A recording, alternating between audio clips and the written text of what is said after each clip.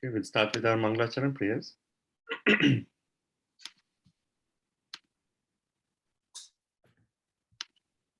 so let's start off by offering our, close your eyes, and in deep meditation, we'll offer a flower at the lotus feet of our Param Shiksha Guru Srila Prabhupada. We seek his blessings. Only by his blessings we can actually enter into the Srimad Bhagavatam. Nama Om Vishnu Padaya Krishna Prishtaya Bhutale Srimate Bhakti Vedanta Swami Iti Namine Namaste Saraswati Deve Gauravani Pracharine Nirvishesha Shunyavadi Paschata Deshatarine Srila Prabhupada ki jai. Sarva Shastra Vipyusha Sarva Vaideka Satphala Sarva Siddhanta Ratnadhya Sarva Lokaika Drikprada Sarva Bhagavata Prana Srimad Bhagavato Prabhu Kali Dvanto Ditadhatya Shri Krishna Parivartita. Sarva Shastrabdi Piyusha is actually the nectar churned from the ocean of all Vedic scripture. Sarva Vaidika Satphala, the fruit of all the Vedas. Sarva Siddhanta Ratnadya, the philosophical conclusions of all the Vedas. Sarva Lokaika Drikpala. Drikpada means it actually gives Sarva Loke to all people. It actually gives the spiritual vision. Sarva Bhagavata Prana, it is actually the life, the dear of all the Bhagavatas, all the devotees. Srimad Bhagavato Prabhu Kali Dhvantodita Titya. It actually is Sri Krishna Parivartata, means Krishna has come back. Why? Just in the purpose, in the age of Kali, to actually shower light onto everyone. Parmananda Pathaya Prema Varsha Aksharaya Te Sarvada Sarva Sevyaya Shri Krishnaya Namostute. Parmananda Pathaya, just by studying Srimad Bhagavatam, one experiences the highest bliss. Prema Varsha Aksharaya, it actually showers the nectar of Prema. Te Sarvada Sarva Sevaya, every time, Sarvada, we need to serve Srimad Bhagavatam. Shri Krishnaya Namostute. We offer our obeisances to Srimad Bhagavatam. Mad Ekabandhu, Mad Sangin, Mad Guru, Mad Mahadana, Mad Nishtaraka, Mad Bhagya, Mad Ananda, Namostute, Mad Ekabandhu, O Srimad Bhagavatam, you are my only friend. Mad Sangin, you are my companion. Mad Guru, you are my teacher. Mad Mahadana, you are my greatest treasure, my greatest wealth. Man Nistarka, you are the deliverer of each one of us. Man Bhagya, you are the greatest fortune. Man Ananda, you are complete bliss. I offer my obeisances unto you. Asadu sadhu tadain ati nichocha taraka hanu muncha kadachinma premna rit kantayospura. Asadu sadhuta. He actually bestows saintliness onto all the asadhus, unsaintly people. Ati nichocha taraka is actually the lifter of the most fallen. Ha na muncha kadachinam. Never please leave me, Srimad Bhagavatam. Premna rit kantayospura. Please manifest yourself in my heart and my throat. Om Namo Bhagavate Vasudevaya. Om Namo Bhagavate Vasudevaya. Om Namo Bhagavate Vasudevaya. Narayana Namaskrityam Naranchaiva Narottamam Devim Saraswatim Vyasam Tato Jayamutire Nashtaprayeshu Abhadreshu Nityam Bhagavata Sevaya Bhagavati Uttama Shloke Bhaktir Bhavati Naistiki. Shinvatam Sukata Krishna Punya Shavana Kirtanam Hridyantastu Abhadrani Vidunoti Suritsatam Om Agyanati Mirandasya Gyananjana Shalakaya Chakshurun Militam Yena Tasmai Shri Guruve Namaha.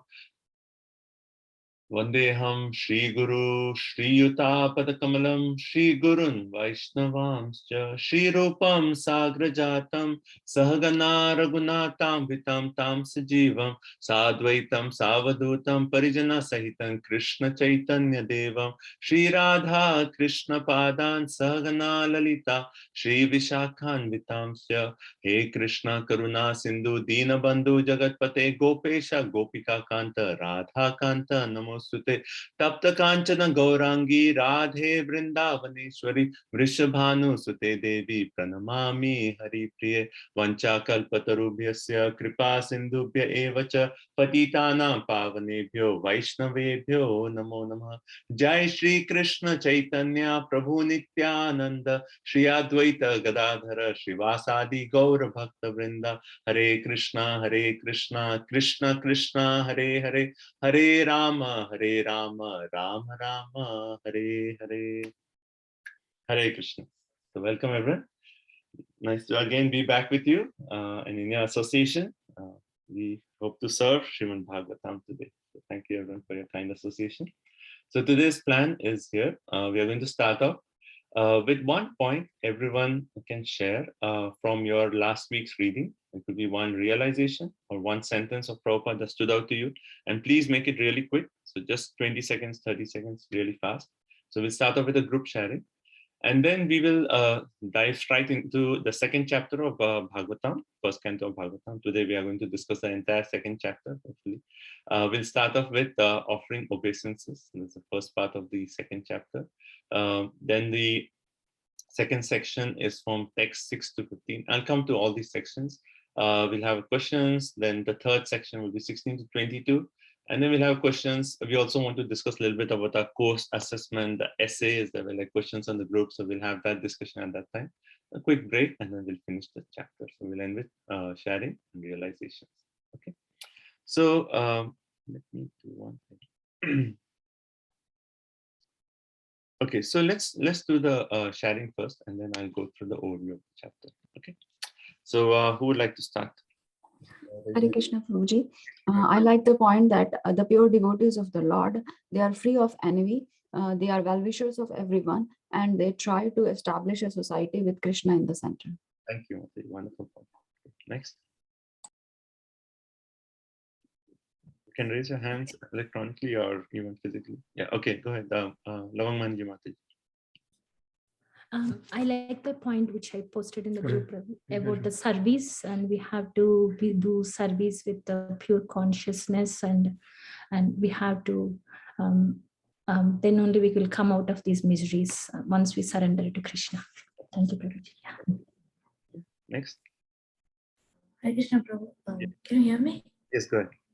Okay, so here in the third verse, the Prabhupada was saying, the rasa exchange with the fountainhead makes living entity happy. Impersonalism exists only because of the lack of understanding of the rasas. Thank you. Very nice. Rasa Vaisaha, very nice. Yeah. Mantrini Mataji. Yes, Prabhu, I like the point where it says how the river Ganges, after a prolonged use, purifies a soul, but with the association of pure devotees, it's just the touch of them that purifies us. Actually, only remembrance of them. Yeah. Thank you. Next, Vijay Radhika Mataji.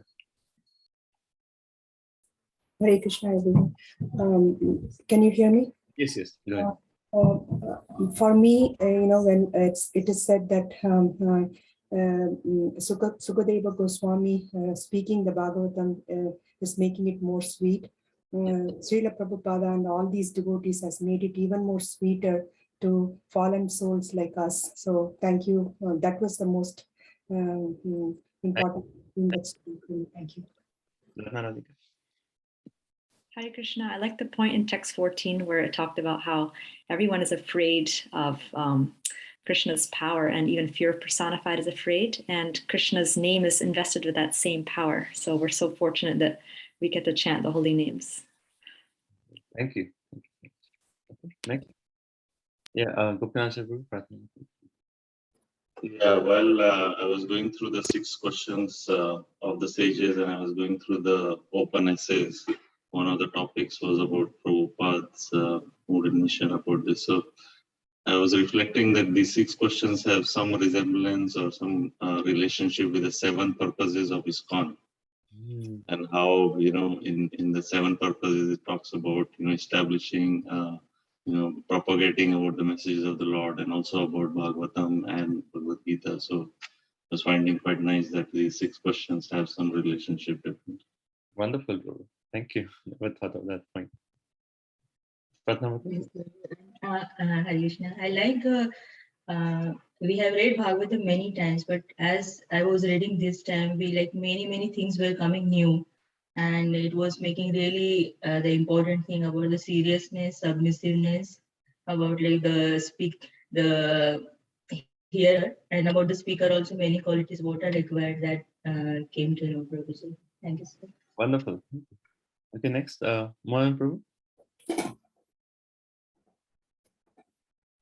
Hare Krishna Prabhuji. I like the text 19, which it says, we are never tired of hearing the pastimes of Lord Krishna, and the Bhagavatam is always glorifying Lord Krishna.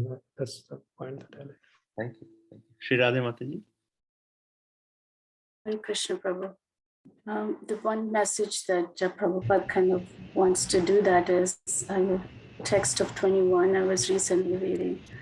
It talks about those of us who are born in India has more responsibility for broadcasting and taking the message of Srimad Bhagavatam, even if we cannot be broad preachers, even if we can take our life and also immediate family members. It's a great step forward. So I thought that's a great instruction. Wonderful. Thank you. Varsha Mataji. Hare Krishna Prabhuji. I like in the text 22, it says that good qualities in Kali Yuga of human being, it's deteriorating. So we need the captain of the ship as a spiritual master to cross the Kali Yuga ocean. Wonderful. Wonderful. Kannan Harare. Thank you. Domi? I like in text 15 how Prabhupada says pure devotees to Lord are more powerful than waters. One devotee mentioned, but also in the same purport says the sincere disciple of the pure devotee considers spiritual master equal to the Lord, but always considers him to be a humble servant of the Lord. This is a pure devotional path. Nice. Thank you. Gagandeep Prabhu? Hare Krishna Prabhu. I like the point that we should see Krishna's hand in everything. And with our body, mind, BMW, body, mind, and words, we should always serve Krishna. Thank you, Prabhu. Okay, anyone else? Those are not. Hare Krishna Prabhu. Good. In text 10, I like that devotees of the Lord are always anxious for the improvement of general public. Yes, very nice. Thank you. Thank you. Okay. Anyone else? Okay, so let's go ahead. So, okay, Rohinan Prabhu. Yes, Prabhu. So I like the point from purport to text 6, where Prabhupada says to hear and explain the literatures is more important than just reading them. So yeah, I like that point. Thank you. Arundhati Mataji. Mataji, we cannot hear you. Arundhati, please. Oh, sorry, Prabhuji. I didn't unmute. Sorry, Hare Krishna. So I really like the point how we should take this Srimad Bhagavatam as a ship to cross over this material world and to go back to Godhead. Spiritual master of the captain. Thank you. Thank you. Okay. Okay. So let's start. We are going to start with the second chapter of the first canto of Srimad Bhagavatam. So before we, let me just share my screen. So also I want to mention that while we are going through the second chapter, please, I'm sure, does everyone have your Srimad Bhagavatam in front of you and then Subodhini in front of you? Please keep these two books plus a place where you can write notes. So you can write the key points, right? So please keep all this in front of you. Okay, so second chapter. So I'm going to first discuss what is the flow or the main questions we are going to discuss today, right? So this first question here, pleasing Guru by asking the right questions, how to offer obeisances to Guru. What is your main question in life? Okay, what is your main question in life? Highest essence of the Shastras, ultimate good for all. Is Varnashram Parodharma? Like, what is the relationship of that with Bhakti? What are the three phases of understanding the Absolute? Right? The 9 stages of Bhakti. So this is a main section which Chakravarti Path expands into 14. Topmost object of worship, the essence of all processes, and Krishna's role in creation and reason for Krishna's appearance. Right? So if you look at the Subodhini book, this is kind of a breakthrough from chapter wise. So the first chapter, text 1 to actually, anyway, he has one way he has divided. So we'll do text 1 to text 5 as the obeisances. So Shonakadi Rishi have already asked the question to Suta Goswami. So before Suta Goswami starts answering, he's going to offer his obeisances to Sukadeva Goswami. So first section from text 1 to text 5. Then from text 6 onwards, he's going to answer the questions. Right? The question 1 and question 2 will be answered in text 6 and 7.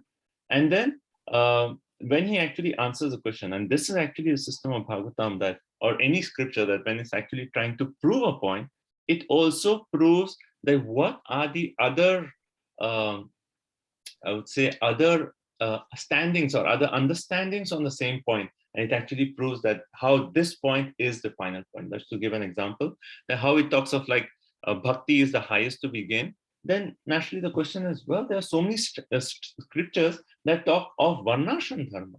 What about that? I was thinking varnashram dharma is the highest, like doing the duties of a brahmana or a brahmachari, like all the 4 varnas and 4 ashrams, that is the best.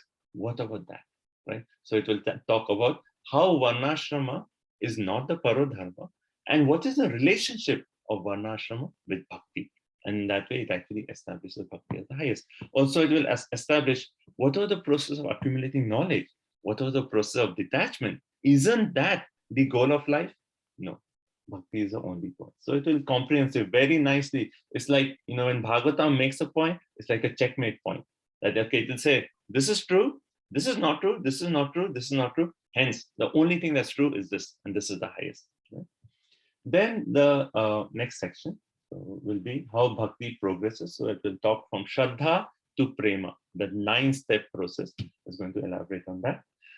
And once it has established the point that bhakti is the highest in the entire Shastras, and it is, and bhakti is the only thing that's to be obtained, the next point is going to establish is who is the object of bhakti. And Krishna is the only object of worship or only object of bhakti. That is the text 23-29. And the final questions that will go quickly. It talks a little bit of Purusha avatars, and it also answers question number 3, that why Krishna actually appears in this world.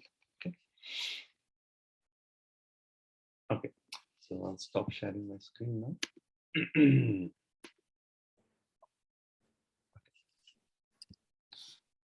Okay, so everyone okay with the breakup of the chapter? Right. Okay, so first thing is what are the 6 questions asked in chapter 1? Okay, who can unmute and quickly tell the 6 questions? This is going to be on your exam. What is the ultimate and absolute good for all the people? Explain the essence of all the scriptures. Why Krishna appeared in the womb of Devaki as a son of Vasudev. Describe the adventures of the Lord as Purusha Avtaras. Narrate the transcendental activities of the Lord as Leela Avtaras, and where the religion took shelter after Krishna left. Thank you. Haribol. Thank you. Okay, so let's start with text number 1. So 6 questions have been asked. Now Suta Goswami is going to answer those 6 questions, right? But before answering, he actually offers obeisances to his spiritual master, and he's also showing us the way how we should actually start reciting Srimad Bhagavatam. Whenever we recite Srimad Bhagavatam, why do we have the Mangalacharan prayers? Because that's when we actually offer obeisances to our spiritual masters. And Suta Goswami is also going to offer obeisances to certain other personalities, and we'll read through and we'll talk about it. Okay. 1.2.1 Vyasa Uvacha Iti Samprishna Samrishto Vipranam Brahmaharshanahi Pratipujya Vachastesham Pravaktum Upachakrame. Okay, so is the order on the video like the same as I am seeing, that Arundhati Mataji is the first left, and then we have Mantrini Mataji, and no? Different for everyone. Okay, I was thinking like if everyone can just take turns and read the translation. So maybe you can just Okay, a system of raising the hand is when you have a question, electronically raise your hand and then stop in between. Right, so that system is there. But let's just see, one of you can quickly unmute and read the translation. Ugrashava Sut Goswami, the son of Rom Harshan, being fully satisfied by the perfect question of the Brahmanas, thanked them and thus attempted to reply. So Ugrasava is another name for Suta Goswami, and two words are important here: Samprashna and Samprishto. Samprashna. Prashna means what? Question. Samprashna means perfect question. And Samrishto. Rishto means what? Happiness. Samrishto means very happy.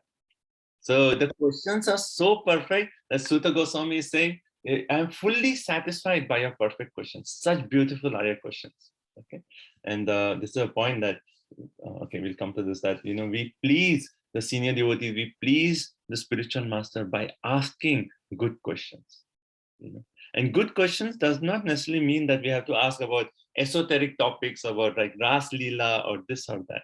No, it has to be sincere inquiries where we want to ask a question, how we can progress in our spiritual life, or how we can actually understand the rasa of the Srimad Bhagavatam, or how we can actually understand Krishna, And actually the theme is throughout Srimad Bhagavatam, we'll see this, I'll give one example. Then when Vidura is asking questions to Maitreya, the first question he asks in 3rd canto is about Purusha avatars.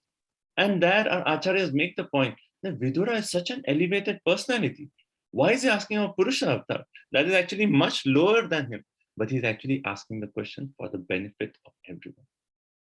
The same thing, imagine the position of Parikshit Maharaj. Parikshit Maharaj is such an exalted devotee. Sukadeva Goswami, he is Guru Muni now, we are going to read today. The best of all the spiritual masters. What is the question? What is the duty of everyone, particularly one who's going to die? Why didn't he directly ask how Ras Leela? No, the mood is they ask questions which is actually for the benefit of everyone. The mood is they ask sincere, honest questions. With the section of Vidura and Maitreya, it says like, Vidura was thinking that, he was thinking, I am so fallen that, I shouldn't ask such elevated questions. I'll just ask simple questions and that will also benefit everyone. Okay. So asking the right questions is also a way in which we serve our spiritual master and devotees. Right? Okay. And at this time, we'll have one of Prabhupada's class. I'll give you one class to hear. In there, Prabhupada actually talks of importance of hearing questions towards the end. So when you hear that class, it'll be like, okay. Text 2. Yam pravajantam anupetya apetya krityam dvapayano viraha katara ajuhava putreti tanmayataya tarovo bhinedus tam sarvabhuta hridayam muni anatosmi. Translation.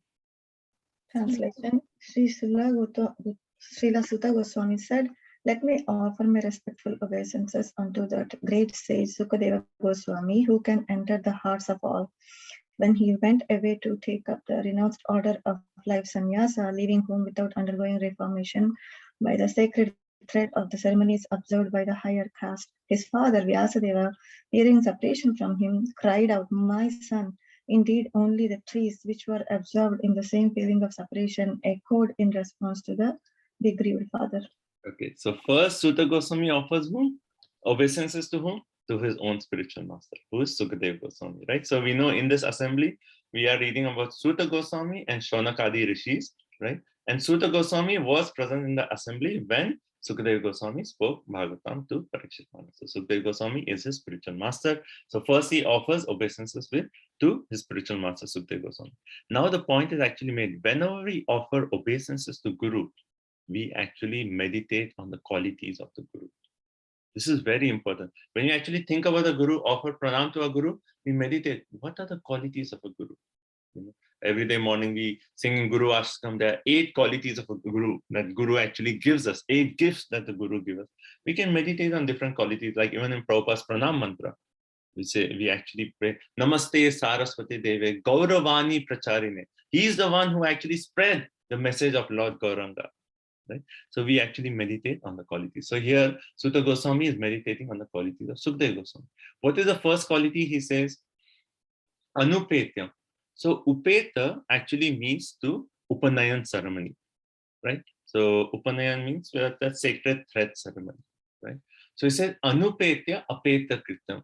So this Sukadev Goswami, so we know story how he was in the womb of his mother for 16 years. He did not want to come out. And then when he actually came out, he did not take any kind of sacred thread ceremony or any kind of, it talks, the Prabhupada says, reformation by the sacred thread or the ceremonies observed by higher caste. He did not do anything and walked straight to the forest. Why Sukdev Goswami did not do anything? Like normally, those who are lower caste people, they don't take all these, like Shudra, they don't get second initiation and all those. But Sukadev Goswami, Suta Goswami is glorifying him, making the point that he's so elevated that he does not need any kind of transformation. Prabhupada in the purport, he actually points out 3 different classes of people: Dvija, Vipra, and Vaishnava. Okay, so who is a Dvija? Dvija is one who is Prabhupada says, one who has sincere inquiries. He approaches a guru, and the guru gives initiation. Then he becomes Dvija. Dvija means what? Twice born. Right? So when we get initiation, that is our second birth. So Dvija. Now, when the Dvija, he actually studies the Shastras and becomes well versed, then he becomes a Vipra. Right? So Vipra also means a qualified Brahmana. So by studying, after initiation, when he studies the Shastra, he becomes a Vipra. Now, when that Vipra becomes realized, or finally when he becomes a devotee of the Lord, then he's a Vaishnava. So Prabhupada makes the point that the Vaishnava is actually a self-realized Vipra. He is beyond that stage of a Brahmana. In another purport also in this chapter, we'll read the same point, how Prabhupada is stressing that Brahmana also is one of the 4 categories of Varna, right? But a Vaishnava is above all of those. And that Suta Goswami is glorifying Sukadev Goswami, that he is so elevated, that he is above all these classes, and he does not even need any kind of transformation. That is the glorious of Sukadev Goswami. That means he is beyond all these coverings of this material nature. He does not need anything for transformation because he is already at the highest level. He is a Vaishnava. Okay, that's the first quality. Then Dwapayana Viraha Katara. Okay, Dwapayana means who? Vyasadeva. Right? Vyasadeva is Dwapayana, his own father. Right? Viraha means what? Separation. Right? Viraha is also same as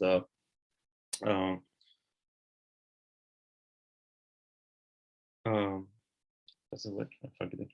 Viraha means separation, right? The same that separation that we talk about. So Viraha means separation, and it says Viraha Katara Ajuhava. Ajuhava means explain, exclaim. Okay, so basically Dwapayana Viraha Katara. So he actually caused that separation in the heart of his father Vyasadeva, and then he explained. What did he explain? Putreti, oh my son, oh my son. That's the only thing Vyasadeva said. Vyasadeva said, my son, it's your 16th birthday. Please stay. Let's have a birthday celebration. He said, no. He just walked straight to the forest. Vipralamba, right? Vipralamba, thank you. Vipralamba, Viraha is the same thing, right? So the mode of separation. Then Putreti, so he just called out, oh my son, oh my son. And what happened then?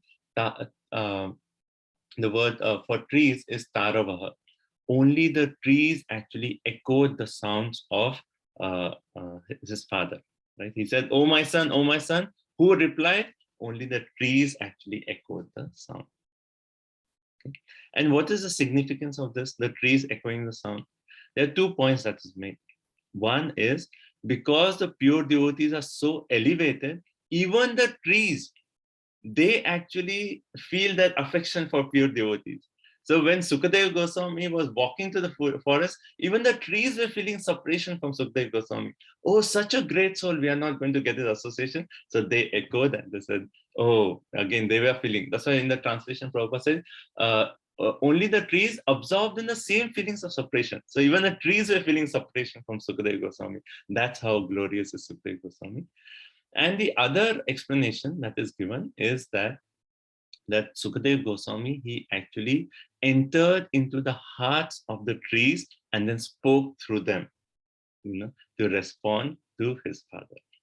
And Chakravarti Pad actually makes a point that this is the desire of every speaker of Bhagavatam. He's praying, "Oh Sukadeva Goswami, as you entered into the heart of the trees, please enter into my heart, and from my words, let the Bhagavatam actually manifest." So that is the prayer of every speaker of Bhagavatam. Oh Sukadeva Goswami, you enter the trees, please enter into my heart also, so you can speak Srimad Bhagavatam through me. Okay.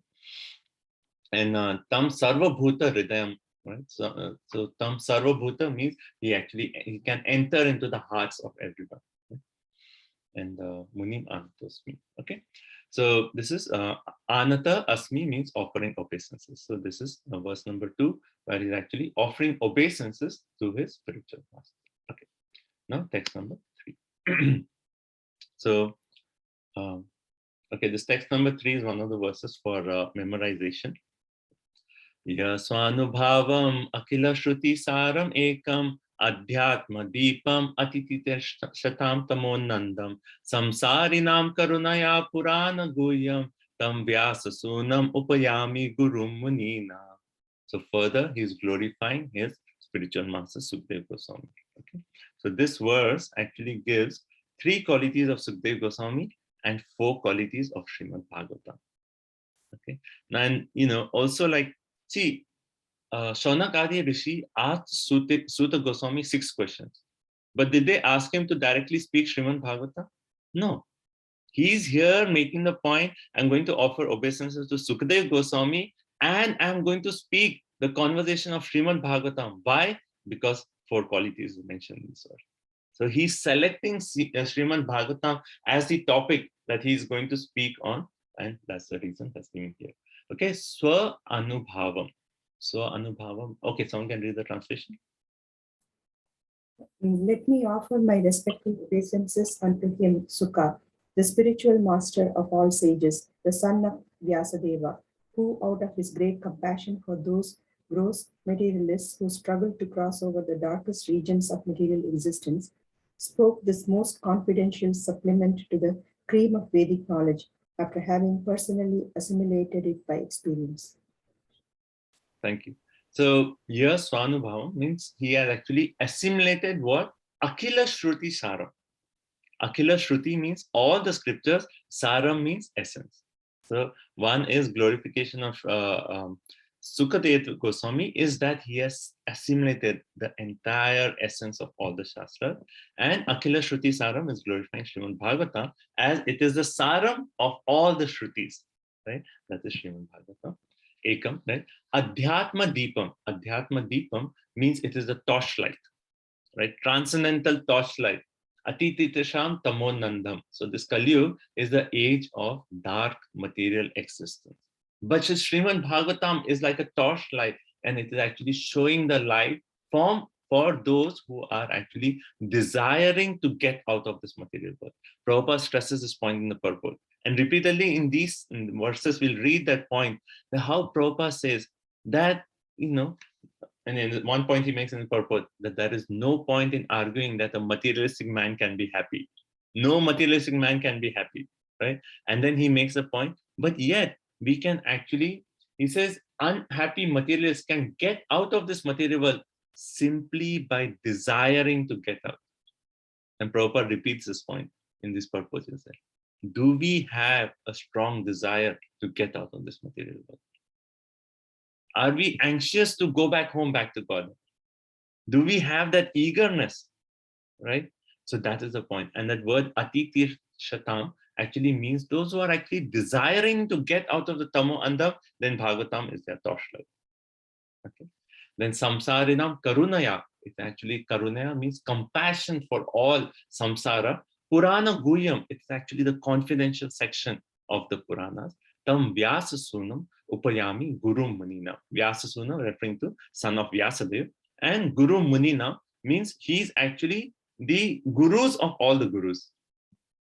He is the spiritual master of all the great sages. And in the assembly, we mentioned this point last week also. When Sukadeva Goswami was narrating Srimad Bhagavatam, then his own spiritual master, Vyasadeva, his grand spiritual master, Narad Muni, they all sat in the assembly.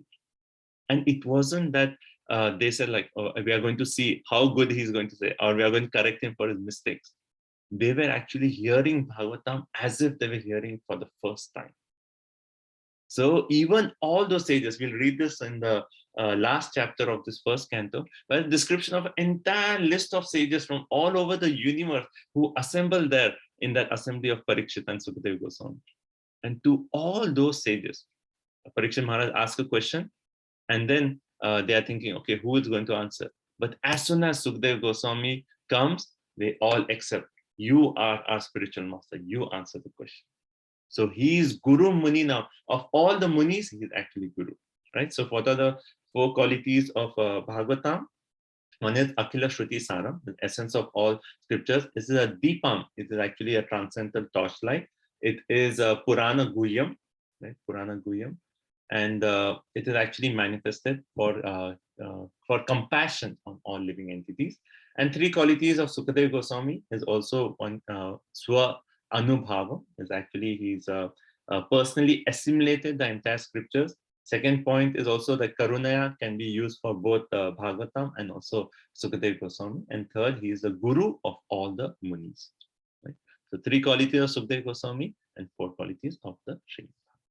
Okay, so this is a verse that we one of the verses in the Ratna Mala book for memorization.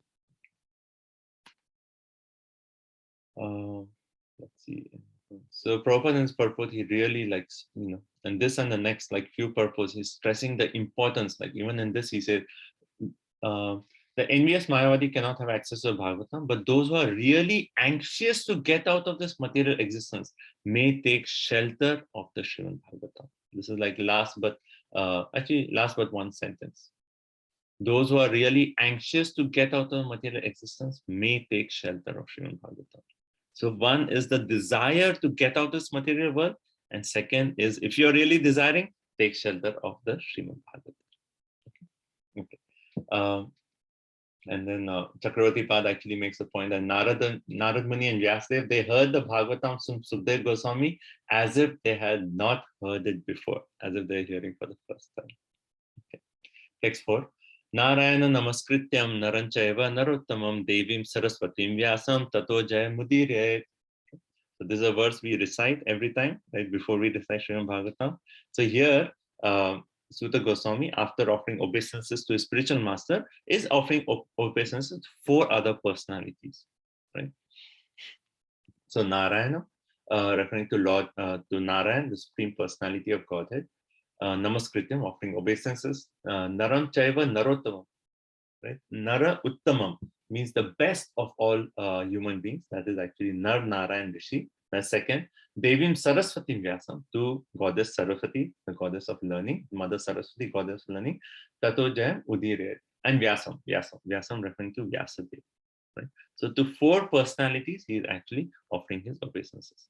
To Narayan, because Narayan is actually the subject of the Srimad Bhagavatam. He is the one we are speaking about. So offering obeisance to Narayan. Nar Narayan Rishi, they are actually considered as the presiding deities. So he's offering obeisance to Nar Narayan Rishi. Saraswati, she is actually the Shakti of this entire work, or she's the goddess of learning. And Vyasadeva, who is actually the compiler of the Srimad Bhagavatam. Someone can read the translation?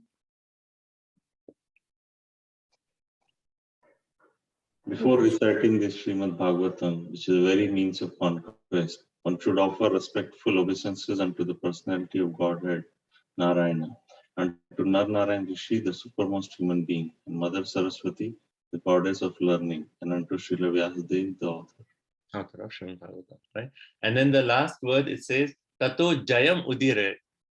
Jaya, it's actually in Sanskrit, this means, it is a verb that says after you offer obeisances and before you speak Srimad Bhagavatam, you should say Jai, Jai Srimad Bhagavatam, and then you start speaking, because the Srimad Bhagavatam is actually going to, we just read about how it is for those in Kali Yuga who are actually in the darkest well of existence, is going to take us out. It is a means of conquest. So hence you say Jai Srimad Bhagavatam, and then you actually start speaking Bhagavatam.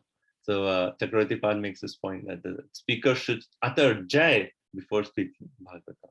Right? And also in this, the last line of the purport, again Prabhupada is making the point. Srimad Bhagavatam is the spotless Purana, It is especially meant for those who desire to get out of the material entanglement permanently. Do we have that desire? Do we have the desire to get out of it? And if we have it, how strong is that desire? This is something to meditate upon. Okay? Okay, text 5. Munaya sadhu prishtoham bhavad birloka mangalam yakrita krishna samprashno yenatma suprasidati. Yenatma suprasidati. Where did we read this before? Yes, Devendra. In the first chapter, Yes. third. Second. The questions. Yes, basically. Questions. Ask the question, the second question, that Yes. give us a knowledge that will actually really satisfy ourselves. Yenatma suprasidati. That will give us real satisfaction. Because all these material things are not going to satisfy us. What is going to give the real satisfaction to each of us? Give us that knowledge. So here he's actually again glorifying the question. Someone can read the translation? Yes, Prabhu. O sages, I have been justly questioned by you. Your questions are worthy because they relate to Lord Krishna and so of relevance to the world's welfare. Only questions of this sort are capable of completely satisfying the self. Only questions of this sort. What sort? Which are actually related to Krishna, can give complete satisfaction of the self. Yenatma suprasidati. Right? Only questions related to Krishna. And hence he's saying, your questions are wonderful. Munaya sadhu prishtoham. The questions are wonderful. And bhavadbil loka mangalam. It is actually going to become mangalam for everyone. It's going to be auspicious for all people. Your questions are so wonderful. It is of relevance of the world's welfare. Prabhupada in the purport makes a point. Everyone at every moment is asking questions. Even the birds in the morning, they start chip, chip, chip, chip, their sound. And what are they asking? Where is my food? Or where is my sex? Or, everyone is actually asking questions. Everyone, even materialists, they get up and then first thing they ask the question, what is the price of the share market today? Like Prabhupada in one of the lectures, he says, bhav kya hai? Bhav kya hai? They ask like, what is the bhav of like apple or grains or everything? Everyone at every moment is asking questions. And those questions, actually the questions we are asking, that determines what we are thinking and that determines what we act upon. So in this world, we are all, materialists, everyone is actually asking, how can be happy? Underline, that is the question. And that is actually related to the point, how can I conquer? How can I gain control over more and more things? How can I really be the enjoyer? And hence that is their main question. So that is their main thinking. Oh, maybe if I get this, if I get more money, if I get more this, then I'll be happy. And hence they act in that way. So questions are basically defining who we are. And the whole world, Prabhupada said in the purport, the whole world is full of questions and answers. That's what is going on. Now as devotees, what is the question that we need to ask? Srila Prabhupada actually said, I asked only one question to my spiritual master. What is that question? How can I serve you? That's it. How can I serve you? So our only question actually as devotees should be, how can I serve the mission of my Guru Maharaj, the mission of Srila Prabhupada? Like Prabhupada's vision is actually how we have the book, right? It's called Chasing the Rhinos. Chasing the Rhinos. Prabhupada's vision is like a huge vision. He wants to make the entire world Krishna conscious. Even in the preface of the Srimad Bhagavatam, we see the mood of Srila Prabhupada. He says this Bhagavatam is meant for everyone. It creates a revolution in the life of the entire empire civilization. That is the Bhagavatam. And Prabhupada said, the only problem I have is I cannot think small. Prabhupada's vision is so big. And now, as followers of Srila Prabhupada, what should our question be? How can we serve the mission of Srila Prabhupada? That's actually the only question we need to ask. And because Prabhupada's vision is so big, there are unlimited opportunities for serve.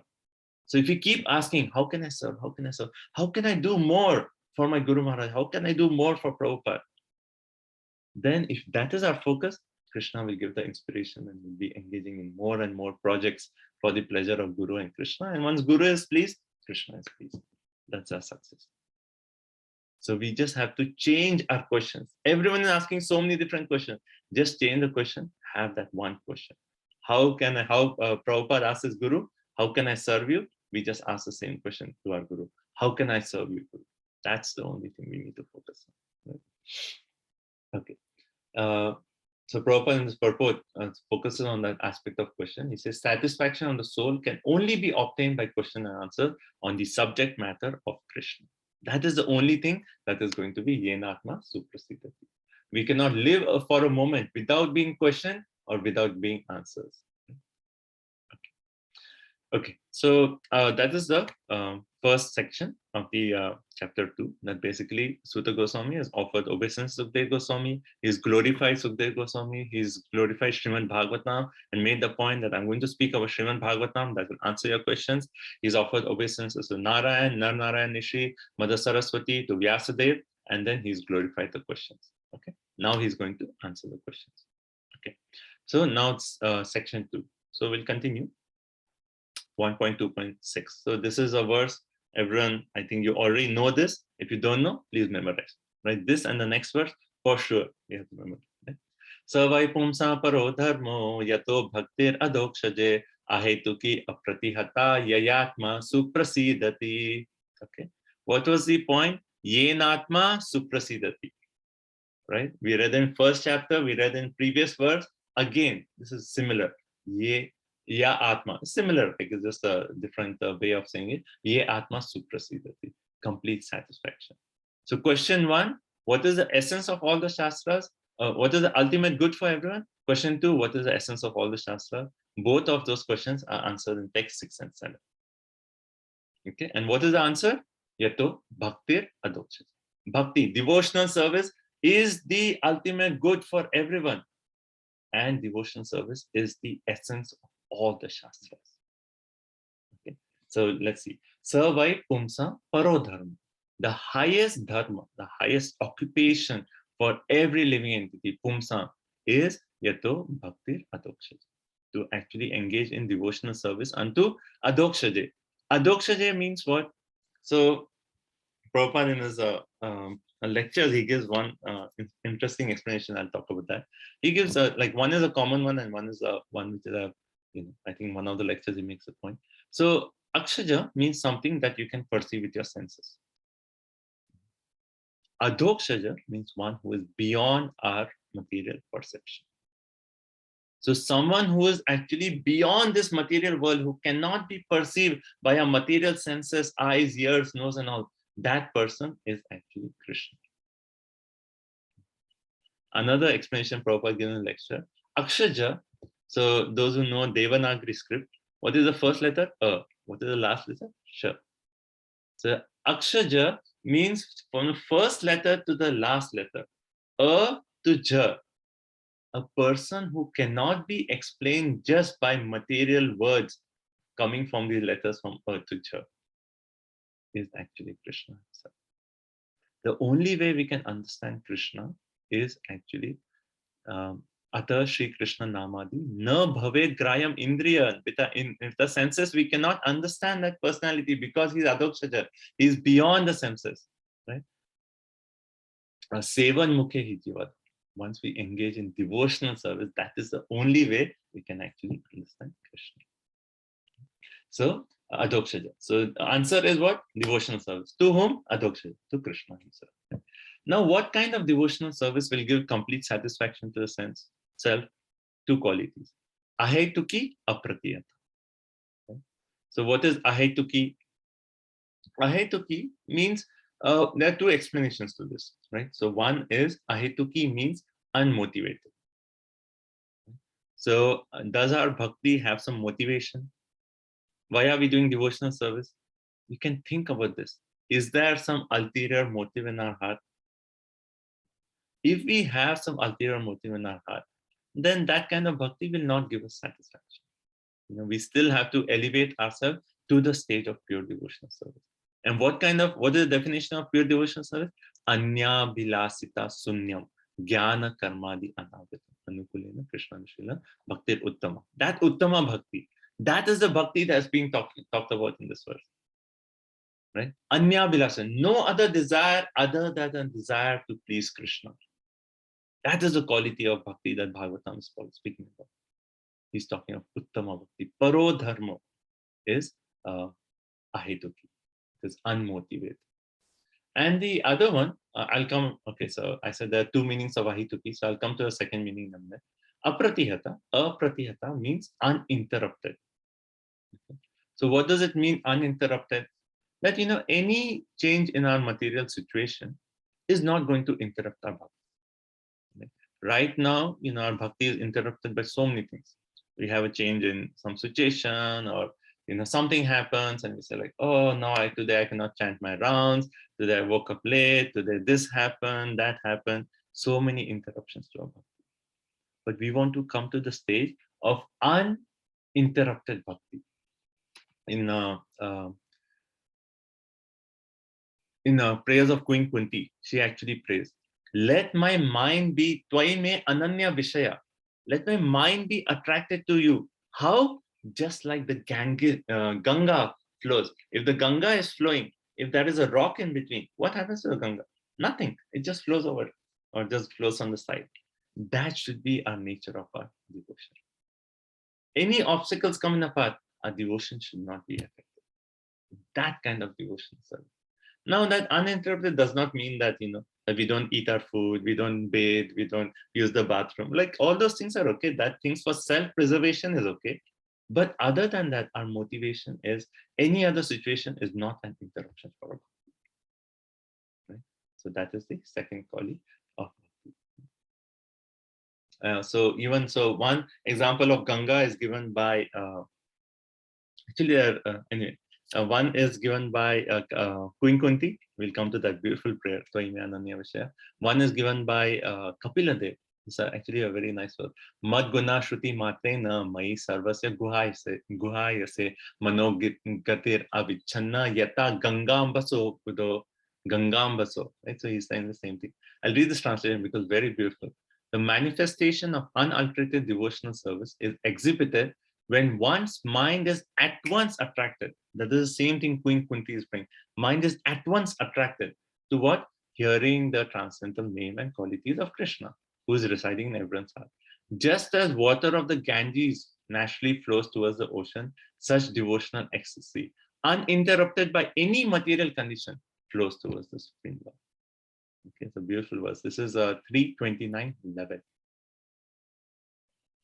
And then the other one is Twaime Ananya Vishaya Matir Madhupate Sakrit Rathim Udvatad Adha Gange Vogam Udanvati. Right? This is 1842 prayers of Queen Kunti. So she prays, as the Ganges flows into the ocean, let my attraction constantly be drawn to you without being diverted to anyone else. So these two are, and even in the 10th canto, there's similar prayers where it's about there's the example of Ganges given. So anyway, so these examples are there, but the main thing, how should be our bhakti be? It should be uninterrupted. No interruption. Whatever happens, our bhakti to Krishna is going to continue. Okay. Now, ahituki. So one explanation we gave is unmotivated. Another explanation is ahituki means there is no cause to it. It is causeless. Right? Now, how do we understand this causeless? Chakravarti Pad actually goes into elaboration of this and explains that what is the cause of bhakti. So, can we say association of devotees is a cause of bhakti? Yes? No? Okay. Can we say charity is a cause of bhakti?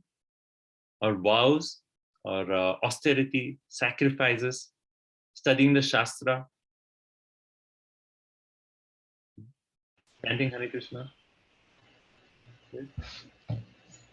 Okay, so let's see. So what is the point here? Chakravarti Pali actually making a point that someone's line is unmuted.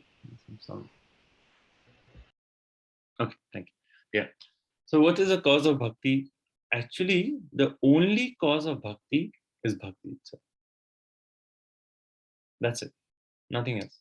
That's why it is bhakti is said to be causeless. Bhaktya sanjayate bhaktya. This is 11th canto, there's a verse. Only cause of bhakti is bhakti. What does that mean? That, if you say, okay, I'm going to chant Hare Krishna, I'll become a devotee of Krishna. I'll read the Shastras, I'll become a devotee of Krishna. I will do all these processes, I will become a devotee of Krishna.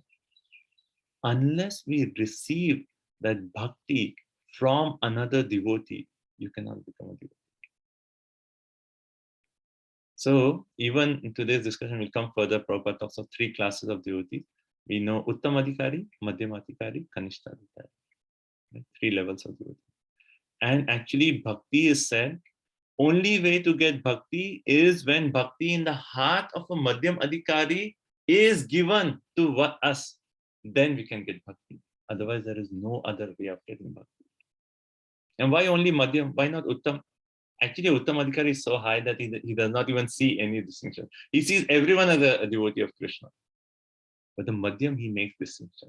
Ishware tad adinashu balishashu dvisasasa prema maitri kripa presha ya karati samadhyama. A Madhyama makes 4 distinctions. Those who are innocent, he actually gives them bhakti. So the only way we can get bhakti is when another devotee, he has mercy on us and says, this person is a person I want to shower mercy upon. When we go out, we give books to everyone. When they get a book, they are actually receiving that first seed of bhakti. Only by coming in contact with a devotee of Krishna can we actually get bhakti. So ahaituki means there is no other cause of bhakti except bhakti itself.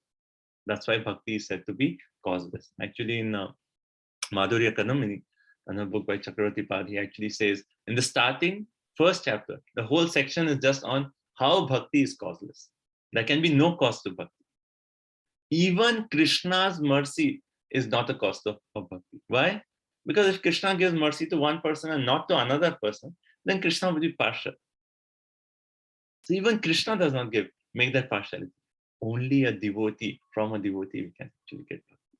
And hence, bhaktya sanjayate bhaktya. Only from bhakti, bhakta, bhakti can be. Okay, so that is the meaning of ahituki. Ahituki means causeless. No other cause other than bhakti. So bhakti is a cause of bhakti. So that is the kind of devotional service that is talked about. Okay, so I think we'll move on to the next verse, text 1.2.7. Right? So yeah, Atma. So this kind of bhakti, which is Savai Pumsam Parodham, Yato Bhakti Radokshade, Ahituki Apratiyata, which has these 2 qualities of Ahituki and Apratiyata. These 2 qualities are actually defining Uttama Bhakti. Anya Bilasita Sunyam Jnana Karmadya.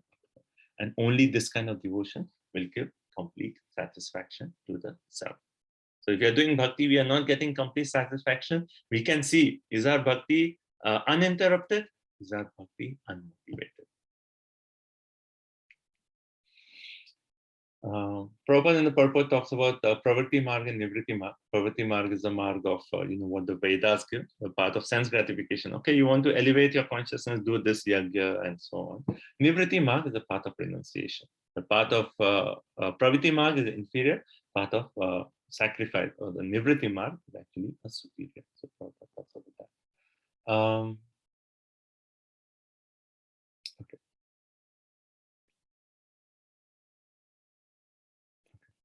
Okay, so 1.2.7, right? Okay. So this is also a very important verse to memorize. So having made the point about bhakti, now because we are practicing devotees, for us when you say bhakti is the essence, then we say, yeah, bhakti is the essence. For sure, I'm practicing bhakti for 10, 20 years. I know bhakti is the essence. But how do you convince people about all the other aspects which are there in our scriptures? What about knowledge? What about detachment? What about varnashram dharma? So now, next point, he's talking of what about knowledge and detachment? How can you say that that is not the main Paro Dharma? He's actually going to make that point. Vasudeve Bhagavati Bhakti Yoga Prayojita Jayanti Asu Vairagyam Jnanam Chayat Ahetukam. Okay. So again, that word Ahetukam is come, but here it's referring to knowledge. So someone can read the translation. Okay. By rendering devotional service unto the personality of Godhead, Shri Krishna, one immediately acquires causeless knowledge and detachment from the world. So knowledge and detachment, right? So one who practices bhakti, right, he actually gets knowledge and detachment. Just by practicing bhakti, we'll get knowledge and detachment. What kind of knowledge? Knowledge about Krishna, knowledge about Krishna's activities. Because when we actually take up the path of bhakti, right, what happens? Krishna reveals the knowledge in the core of our heart.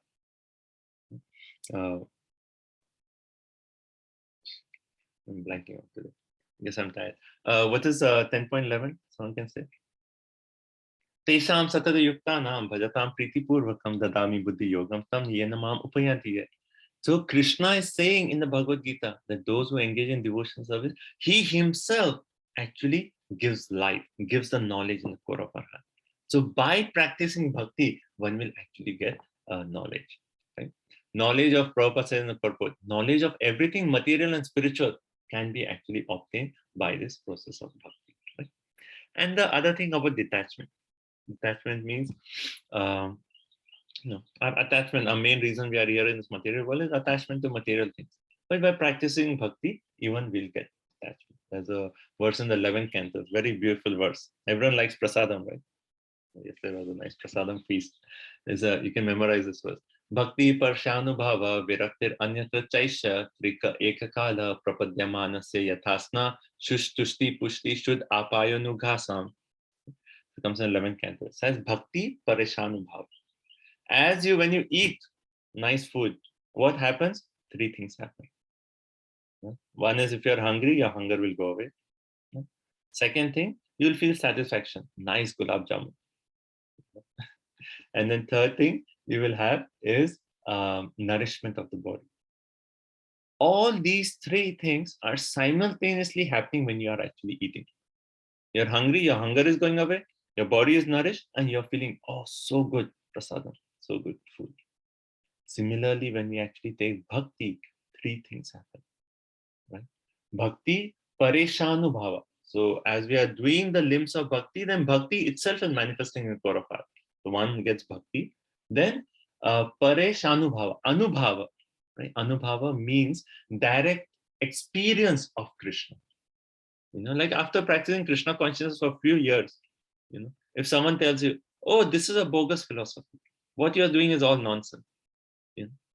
For you, even if philosophically you're not strong, you can say, whatever you say, I'm not listening to you because I have convinced from my heart. I know Krishna is there. By direct experience, we get experience of Krishna. I know Krishna is there. I know he loves me and I want to serve him. We get that conviction just by bhakti. Right? The second aspect is anubhav. We get direct experience. And third is virakti. We get detachment from anything that's not related to Krishna. So just like when you're eating food, you can meditate on these three qualities, and you can see in bhakti, you get devotion, direct experience, and you get detachment. Okay.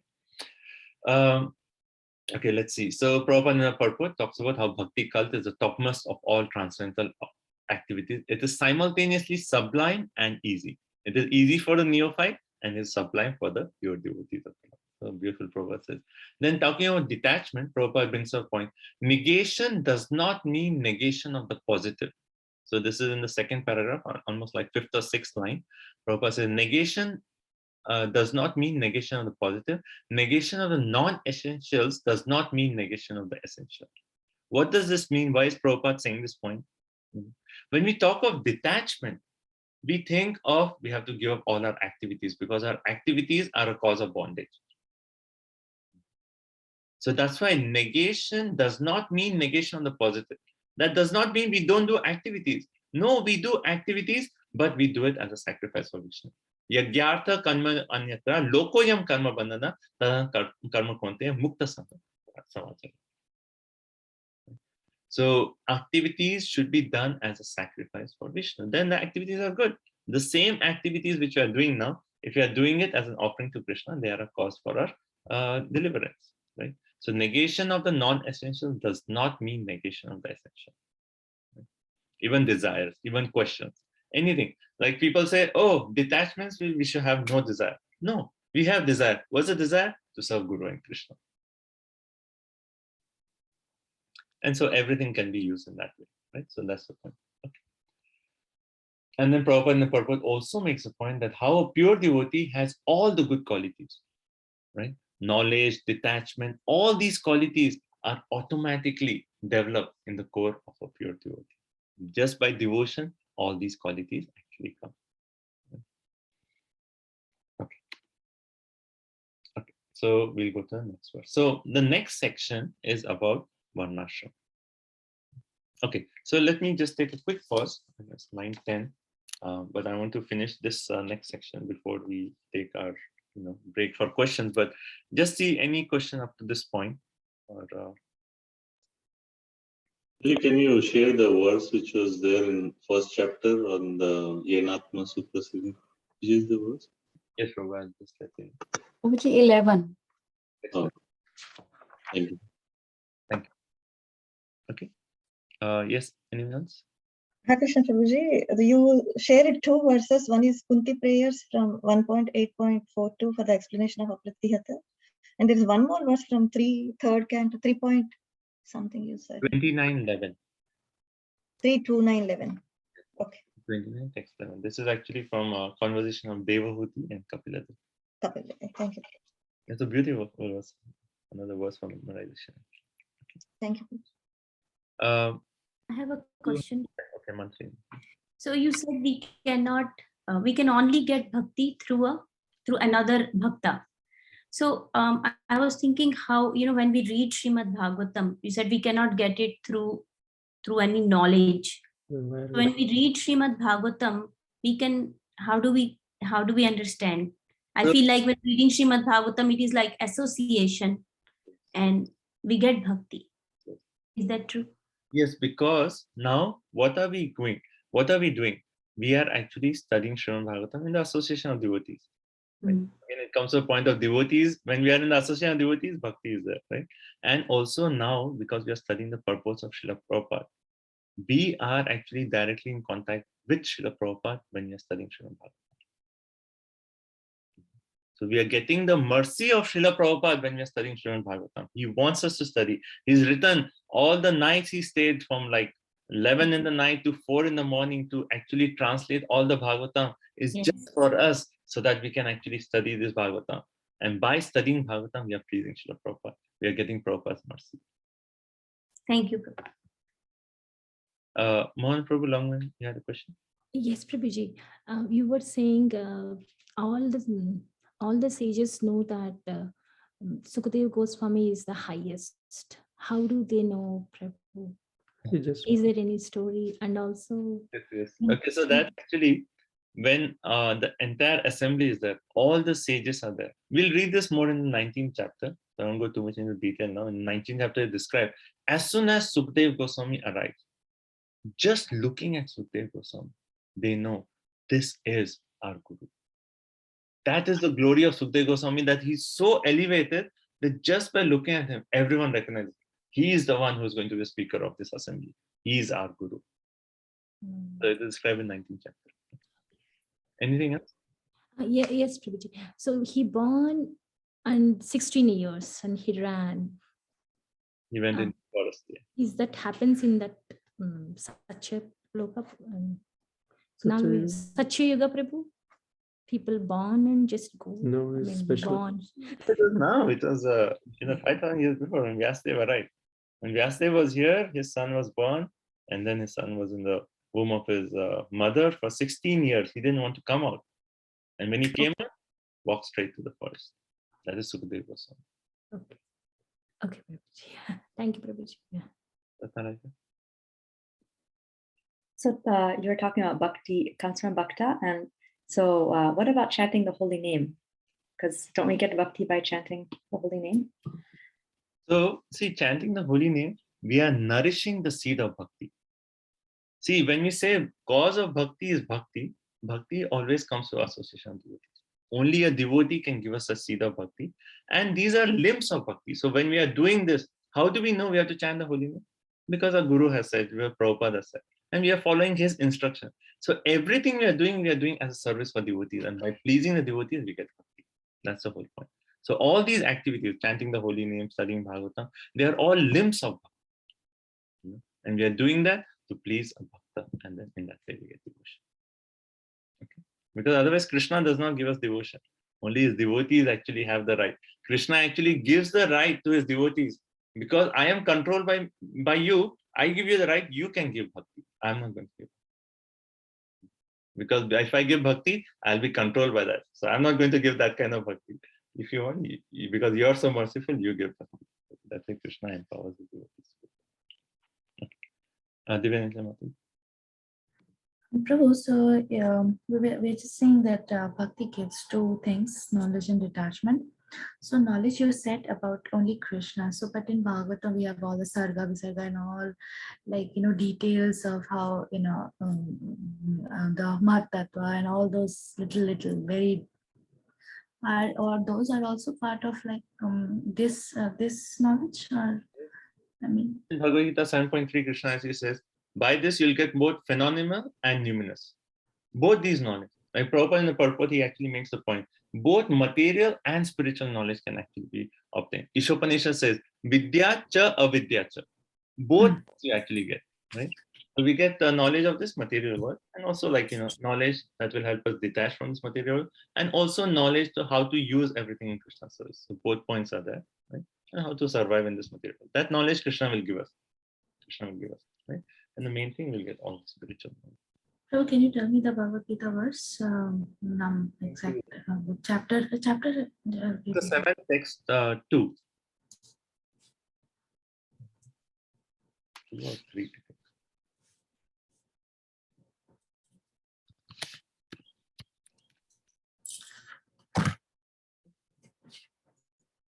Yeah, 7.2. I shall now reveal unto you fully this. I shall now declare unto you in full this knowledge, both phenomenal and by knowing which I shall remain nothing further for you to know.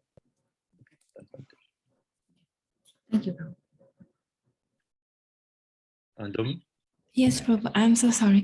I didn't catch the when you say when you explain text 2 or text 3, you said the 3 qualities of Sukadev Goswami and what else? 4 qualities of Srimad Bhagavatam. 4 qualities of Srimad Bhagavatam. Okay. So 4 qualities is, it is the essence of all scriptures. It is a torchlight for those who are seeking to get out. It is actually the confidential Purana Guhyam, the confidential aspect of the Purana, and it is actually composed for compassion for all living entities. A quality of Sukha is personally assimilated Shastras, compassion, and he is the guru of all the great sages. Gopinath said, Yes, Prabhuji, I just wanted to share the point. Like this happened that Sukadeva Goswami, when he was born, he started walking. He was 16 years old, and as we have seen that it is a repetition.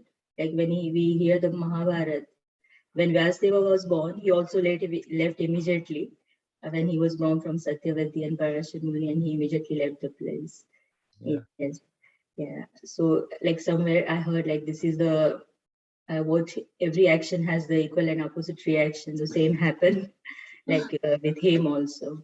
Yeah. And one point, like you said, when we Prabhupada, people used to come and say that Prabhupada, what if like we have done so much devotional activities and as if there is no Krishna, then what is the scene? Then it was said like Prabhupada asked them, yeah, but if for you, like at least we have enjoyed everything, nice prasad, dance and everything, but then for you people, like you have not done anything, and if Krishna is there, so if you have done some sinful activities, there will be very bad reaction for all of you. Thank you. Okay, so let's move on. So we'll go on to our next part of Varnashram.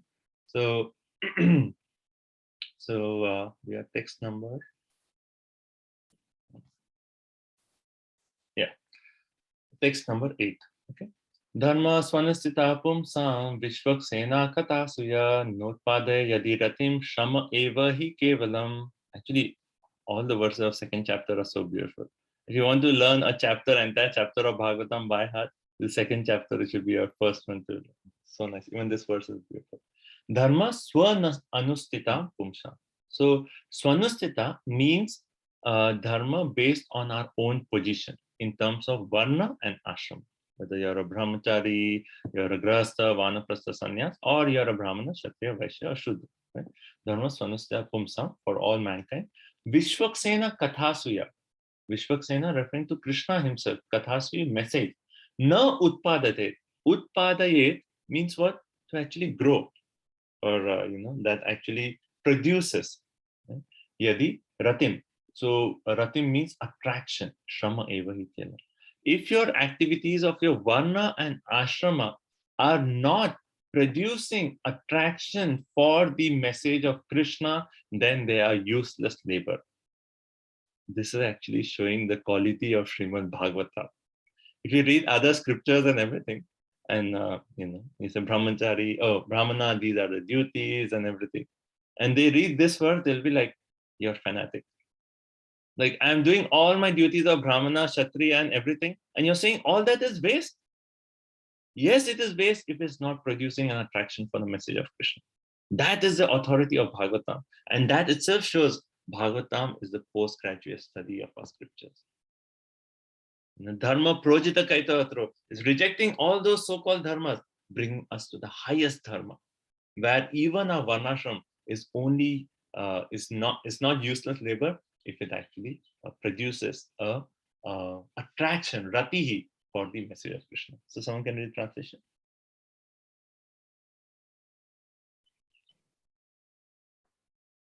Go ahead, Mataji. The occupational activities a man performs according to his own position are only so much useless labor if they do not provoke attraction to the message of personality of Godhead. So all our duties of varna and ashrama should actually produce an attraction for Krishna. Even in Bhagavad-Gita, what does Krishna tell Arjuna? Like, it's interesting in Bhagavad-Gita, like Krishna talks of yes, we are spirit soul, but why does he again and again ask Krishna to fight? Like 3rd chapter, 5th chapter, 18th chapter, same question Arjuna asking, should I fight, should I not fight? No, fight. And again and again he's telling. So Krishna in Bhagavad-Gita is not rejecting varnashram. He's asking Arjuna to actually do his varnashram duties. He's not rejecting that, but he's saying, Tasmat sarveshu kaleshu mam anusmara yuddhacha. While you're doing your duties, you have to remember Krishna. While we are doing our jobs, our 9-to-5 jobs, we have to remember Krishna. Somehow or other, we have to, think about Krishna. And Prabhupada, whenever we talk of thinking of Krishna, he talks of chanting the holy name. We should have some kirtan going on. Some way or other, we have to think about Krishna. And in that way, we can actually evoke, produce an attraction for the chanting of Krishna. So it's interesting that many times we think of a job as something like, yeah, I have to do my job, and that's it. Now after it's done, then I'll do my activities of bhakti, I'll associate with devotees, I'll take care of my family. So one thinking is like, oh, this job is like such a burden to me, such a thing which I don't want to do. But our philosophy is like, okay, yes, you have to stay in the association of non-devotees, you have to do so many things. But our whole mood is, no, this is actually important. This is according to my varna and ashrama. For my maintenance, for my self-preservation, I need to do this. But while I'm doing this, what is my consciousness? I just need to change my consciousness. I need to somehow or other think about Krishna, somehow or other try to come closer to Krishna. In the purport, in the 3rd paragraph, Prabhupada makes this wonderful purport. What is the need of the spirit soul? Beautiful point. Okay, so you can look at that. The need of the spirit soul. So what is the need of spirit soul? Just take a moment, think about it. What do we all need? So hopefully you're given thought. So that's it. The need of the spirit soul is that he wants to get out of the limited sphere of material bondage and fulfill his desire for complete freedom. We are all actually entangled. We are covered by this subtle and gross bodies. We are actually bound up. We don't want that. We want to break free like a bird, break free out of the cage. We want that desire for complete freedom. And he wants to get out of the covered walls of the greater universe. He wants to see the free light and the spirit. That complete freedom is achieved when he meets the complete spirit, the Supreme Personality of God. So our complete independence can only be obtained when we actually declare our dependence on Krishna. That's the only way. And that is what we are all hankering for. That is the need of the spirit soul. Okay. And then further Prabhupada says, this is possible only by hearing and chanting the activities of the Supreme Personality of God. And therefore we have to engage ourselves in occupational engagement that will evoke our divine consciousness. So we do our duties, but do it in the intention that Krishna, I'm doing this only for your pleasure. Only for your pleasure. And we'll come to that verse also, right? Samsiddhi Haritoshanam. You have to do everything only for Krishna. I'm just doing this for you. Right? Okay. So next verse.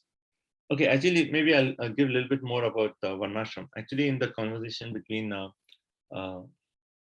Ramananda Rai and Lord Chaitanya Mahaprabhu, Lord Chaitanya Mahaprabhu is asking Ramananda Rai, please tell me what is the essence of all scripture, right?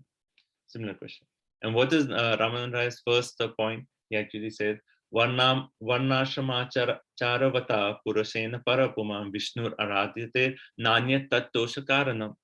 He's actually saying that verse which says that Lord Vishnu is worshipped by doing your duties of Varna and Ashrama, and there is no other way of worshipping. And what does Lord Chaitanya Mahaprabhu say? Eho bhaya. This is external. This is not the real thing. Aage kaha ara. Tell me more. This is just external. Even in Jaiva Dharma, actually, Bhaktivinoda Thakur, he makes this point very nicely, that we have two dharmas, Nitya Dharma and Naimittika Dharma. That is, Nitya Dharma is our duties in terms of our spirit soul, Naimittika Dharma. And he says, Varnashrama is not the Parodharma. It cannot be Parodharma because today, okay, this lifetime, maybe we are Brahmana or Kshatriya or Vaishya. But is that our permanent position? No. Next lifetime, you could be born as a Shudra, you could be born as something else. Right? Even the aspect of Brahmachari, Grahastha, it keeps changing. So how can those duties which are actually constantly changing be your Parodharma? It cannot be your Parodharma. Right? Okay. Yeah. And then, anyway, that conversation, Lord Chaitanya Mahaprabhu, Eho Bhaya, and then finally it comes to Eho Haya, this is good. And then he said, Eho Uttama, this is perfect. So he goes step by step, right? But the first thing he actually accepts is actually a very nice point of view. He says, Gyane Prayasa Udaprasna Manankeya, Jivanti Sanmukha Bhavadiya Martham, Stane Sthita Stutigatam Tanuvan Madhuvi. So he actually says, Stane Sthita, you do your duties of your dharma, your varna and ashrama, but Shutigatam Tanu one manobhir. That basically with your body, mind, and words, you actually offer obeisances to the message of Krishna while you're doing your whatever your occupational duties. You have to offer obeisances with your body, mind, and words to the message of Krishna. Basically, you have to hear Krishna, you have to absorb yourself in Hari Katha, Hari Shravanam, Hari Nam, and so on. Right? And that is the first thing that Lord Chaitanya Mahaprabhu says, Eho, this is good. Tell me more. That's the first thing he actually accepts. Okay. Okay, text 1.2.9. Dharmasya hi apavargyasya nartho arthayo pakalpate narthasya dharmaikantasya kamo labhaya hi smitaha. Okay, translation. Experiments are certainly meant for ultimate liberation. They should never be performed for material gain. Furthermore, according to sages, one who is engaged in the ultimate occupational service should never use material gain to cultivate sense gratification. Okay. So normally the system of the Vedas is what? Dharma. You do your dharma, that leads to what? Artha. Artha means material profit. And artha leads to what? Kama. Kama is fulfillment of desire. Right? So these three are kind of the main focus of the entire Vedas. You talk of these three. You do your dharma, you get artha, you get kama. And finally, if you get finally frustrated of your karma, then you can desire moksha. But these three are the main: dharma, artha, kama. Yesterday in the drama, we saw how Shanda and Amarka was teaching Prahlad Maharaj about dharma, artha, kama. Right? That's what this Bhagavatam makes that point. Dharma, artha, kama. So these are actually the main principles. But here it said, dharmasya hi apavargasya. All occupational engagement should not be for dharma, artha, kama. It should actually mean for apavarga. Apavarga, ultimate liberation. Not just the moksha, which is actually a part of the Veda. That is mostly impersonal. Here is called ultimate liberation in the sense of being situated in our original constitutional position of service to Krishna. Right? So all dharma should be meant for that ultimate liberation. Na artho, they should never be meant for artha. Right? So dharma, artha, kama is saying that dharma should not be meant for artha. And furthermore, according to sages, one who is engaged in that dharma, dharmaikantasya, should never use that material gain for kama. So he's making that dharma, you should not do that dharma for artha. And if you are getting artha, don't use that for kama. Right? So that whole dharma, artha, kama system, Bhagavatam is rejecting. That's what the dharma projita kaita vatra, rejecting all those thinking. Okay, we'll go further. Oh, apavarga. Apavarga, I'll quickly mention. So I think everyone knows this. Apavarga means, so that is pavarga. It's in Devanagari script. That is pa, ma. Right? And this is actually referred to as pavarga. Pavarga means, pa means what? Parishram, hard work. And then when you do parishram, what happens? Fa means fena. You're working so hard, there is foam coming off the mouth. Then ba means byavarta. Byavarta means you won't be satisfied, dissatisfaction. Right? Bhaya means anything you get, you're in fear. Oh, I got this, but I may lose it. And then finally, what happens? Ma, mrityu. Ba, ma. Right? So this is pavarga. This is basically a material existence. Parishram, tiredness, then frustration, then fear, and then death. That's our material. Apavarga means going beyond these vargas to get that. Okay, text 1.2.10. Okay, I'm going to go a little faster because as usual, we don't have time. Kamasya nendriya priti labho jiveta yavata jivasya tatta jigyasa nartho yascheha karma bihi. So further, continuing the same. Someone can read translation. Life's desire should never be directed toward sense gratification. One should desire only a healthy life or self-preservation. Since a human being is meant for inquiry about the absolute truth, nothing else should be the goal of one's works. Okay, kamasya. Kama here does not mean lust, it means desire, right? So kamasya na indriya priti. So when you say dharma, artha, kama, right? So that kama, that desire should never be meant for what? Indriya priti, for our gratification of our senses. Your desire should not be for gratification of senses. And that's the whole point of our existence in material nature. We want to gratify our senses. Labho jiveta yapta. Right? So one should desire only a healthy life for self-preservation. Jiveta. Right? So yes, I'm doing my dharma, I'm getting some artha, but don't use that artha for sense gratification. Whatever artha you're getting, use it for your self-preservation. I need to go to Walmart, have to buy my groceries, I have to do this. Whatever basic thing is required for your self-preservation, that is okay. But don't overdo that, where you're actually doing that activities for sense gratification. Basic preservation, yes, Bhagavatam also said, you can do that. But while you are doing your preservation, what is the purpose of your preservation? Jivasya tattva jigyasa. Athato brahma jigyasa. Right? That's a Vedanta Sutra. Same thing here. Jivasya tattva jigyasa. One should actually inquire into the tattva. And nartho yes jeha karmati. Nothing else should be the goal of one's life. Sorry. So one beautiful sentence of purport. Very powerful. This is last but second sentence. Seekers of the absolute truth are never allured by unnecessary engagements in sense gratification, because the serious students seeking the absolute truth are always overwhelmed with the work of researching the truth. How do we overcome that sense gratification? What is your true question in life? If your question in life is, how can I serve my guru? How can I serve Krishna? And you are really, that's your main focus of life, then there is no room for sense gratification. That is how we conquer our senses. We are so absorbed in Krishna consciousness that there is no room for sense gratification. Like there's one conversation with Prabhupada and a disciple. And Prabhupada actually makes a point that, how he's free from lust. And all the disciples were like, oh, free from lust? That is such a high stage. How can we actually ever come to a stage? And Prabhupada says that even if lust is there, there is no time for it. That's our main point. We are so engaged in activities of Krishna consciousness, there is no time for sense gratification. Right? And we have so much in our Krishna consciousness. Like studying Bhagavatam, associating with devotees, hearing kirtan, hearing classes.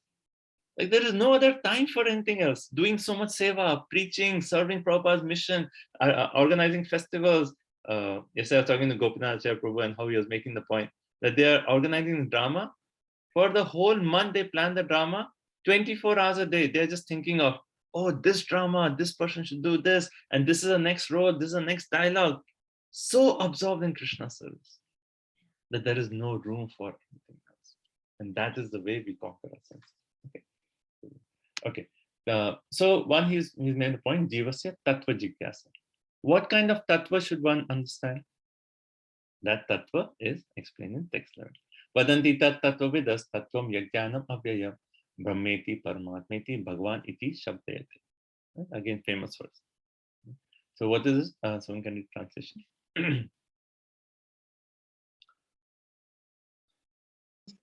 Learned transcendentalists who know the absolute truth call this non-dual substance Brahman, Paramatma, or Bhagavan. So this point, we can spend the rest of the class on this point, but I think everyone is familiar with this point, that how the same absolute truth is called by Brahman, Paramatma, and Bhagavan. It's not different substance. It's the same person. He's called by different personalities. Just like we give an example, like His Holiness Bhakti Charu Maharaj gives the example of train. He tells a story that once there were people in a village and they heard that, oh, there is something called train.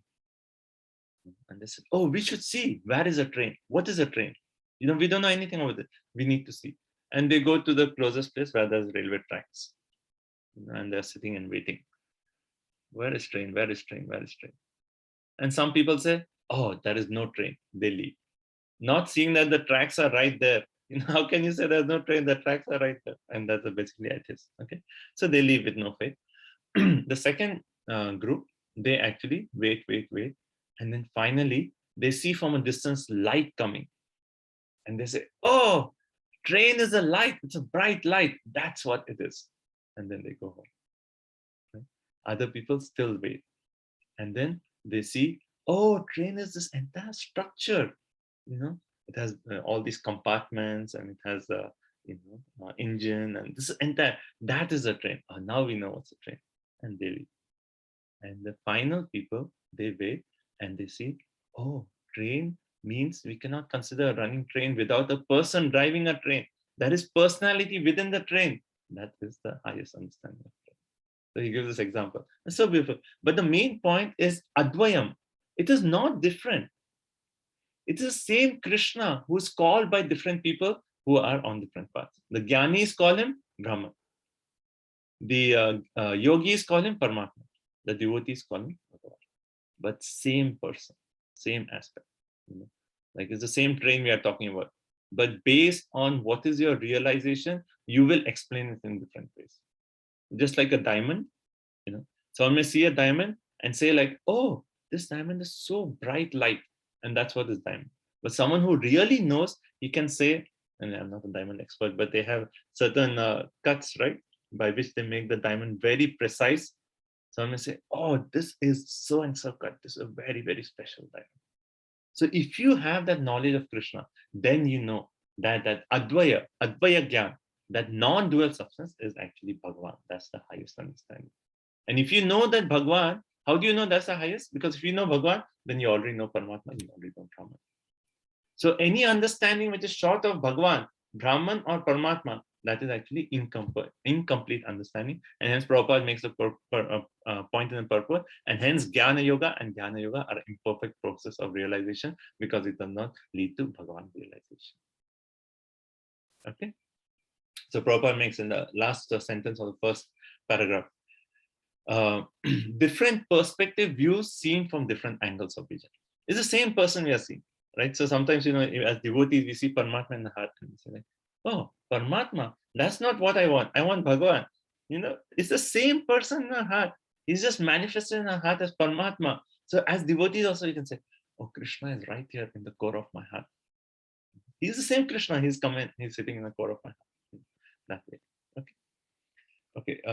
Can I finish few more verses and then I will stop? I know it's time to stop. Okay. Prabhupada, in this explanation, he gives different points to establish how that is the highest understanding is Bhagavan. And same Bhagavan, even the Vrindavan Vasis, they call him sometimes the ultimate Brahman realization. They call him Brahman, ultimate Brahman, even Brajvasis, because it's the same Bhagavan. Same Bhagavan. Okay, 1.2.12. Right?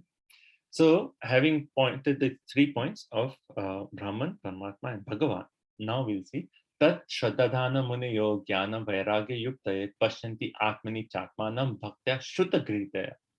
So, translation?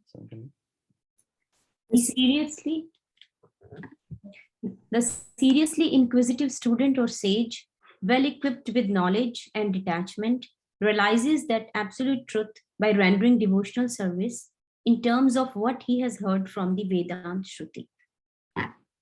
So this is what we need to do. We need to engage in bhakti, equipped with knowledge and detachment. And then we realize absolute truth by absolute truth. In terms of what he has heard from the Shruta. So Shruta Grihiteya can also mean what we hear from Guru or what we hear from Shastra.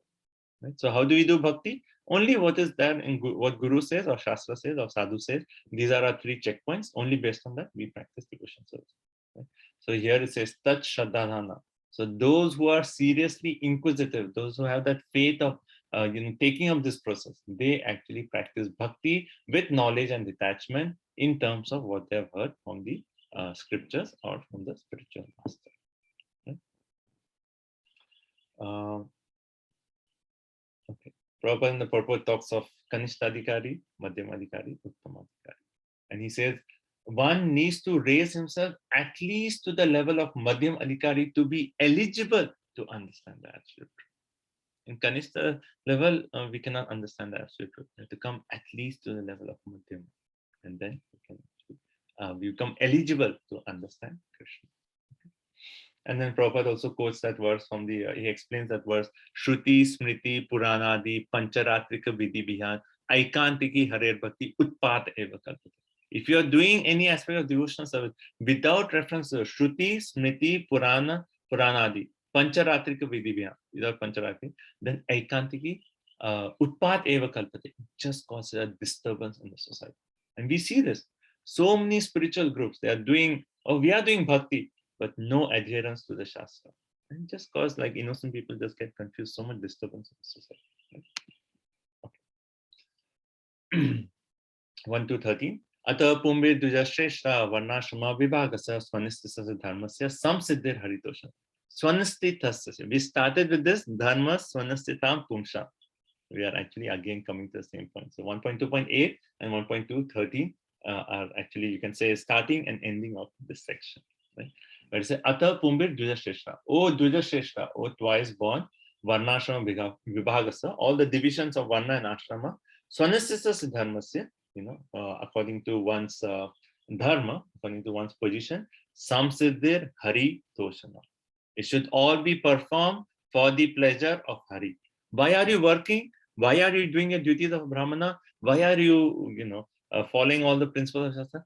Only one reason, to give pleasure to Krishna. Samsiddhir Hari Toshana. We just want to please Krishna. That is our only goal in life.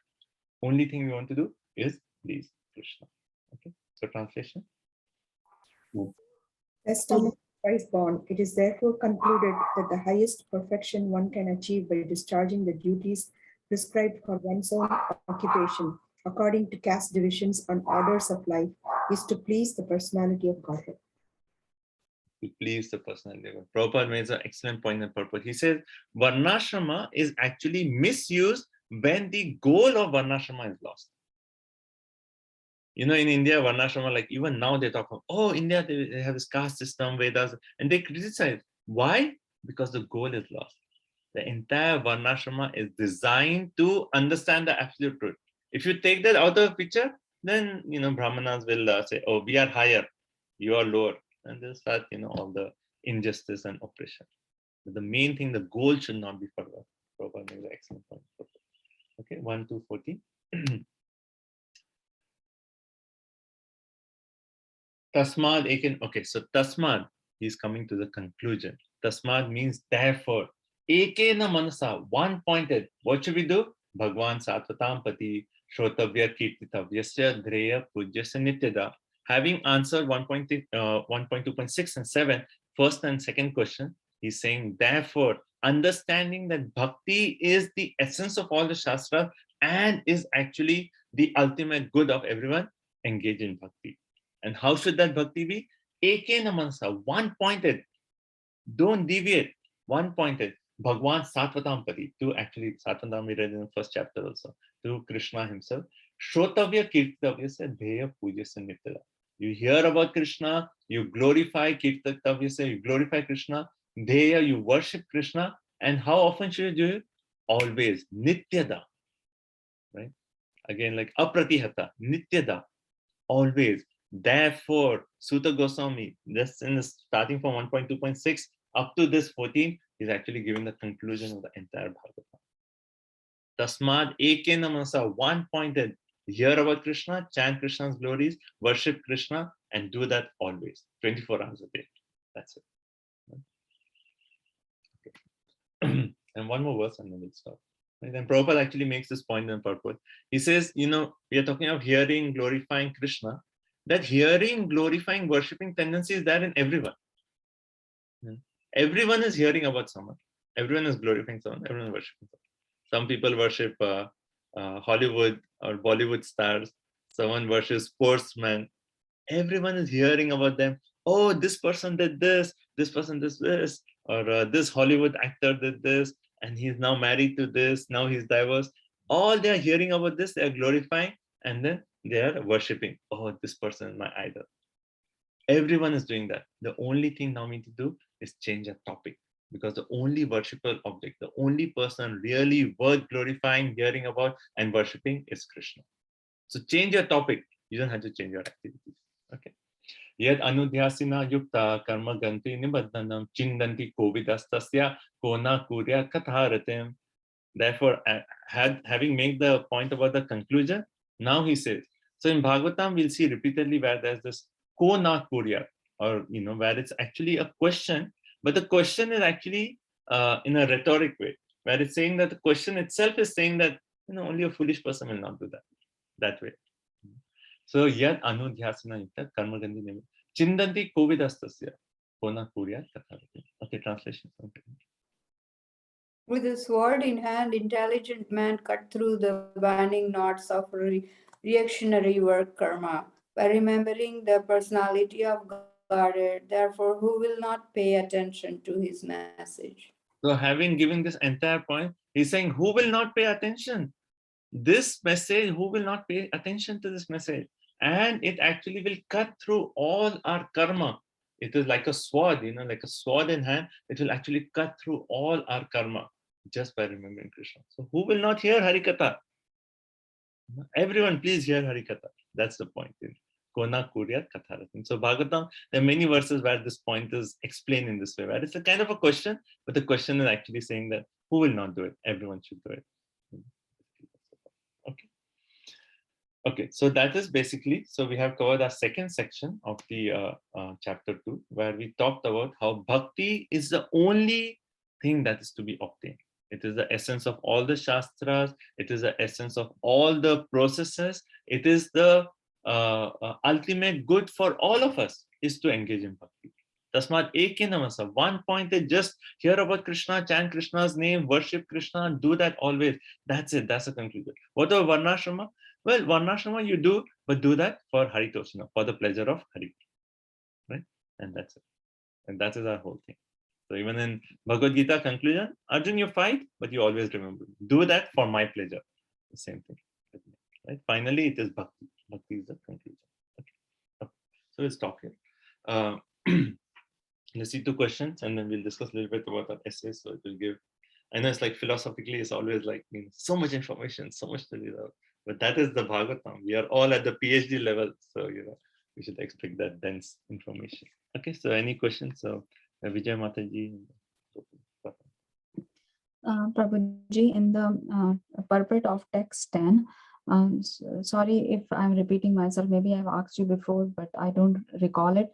It's written that even those who are on the path of salvation desire to become one with the absolute truth and desire to commit spiritual suicide for sense gratification.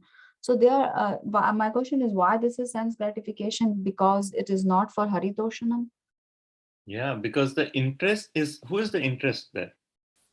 The focus is still on me. I want to get liberated. I want to get liberated. So this is still for you. It is not for your real ultimate benefit, which is to actually serve Krishna.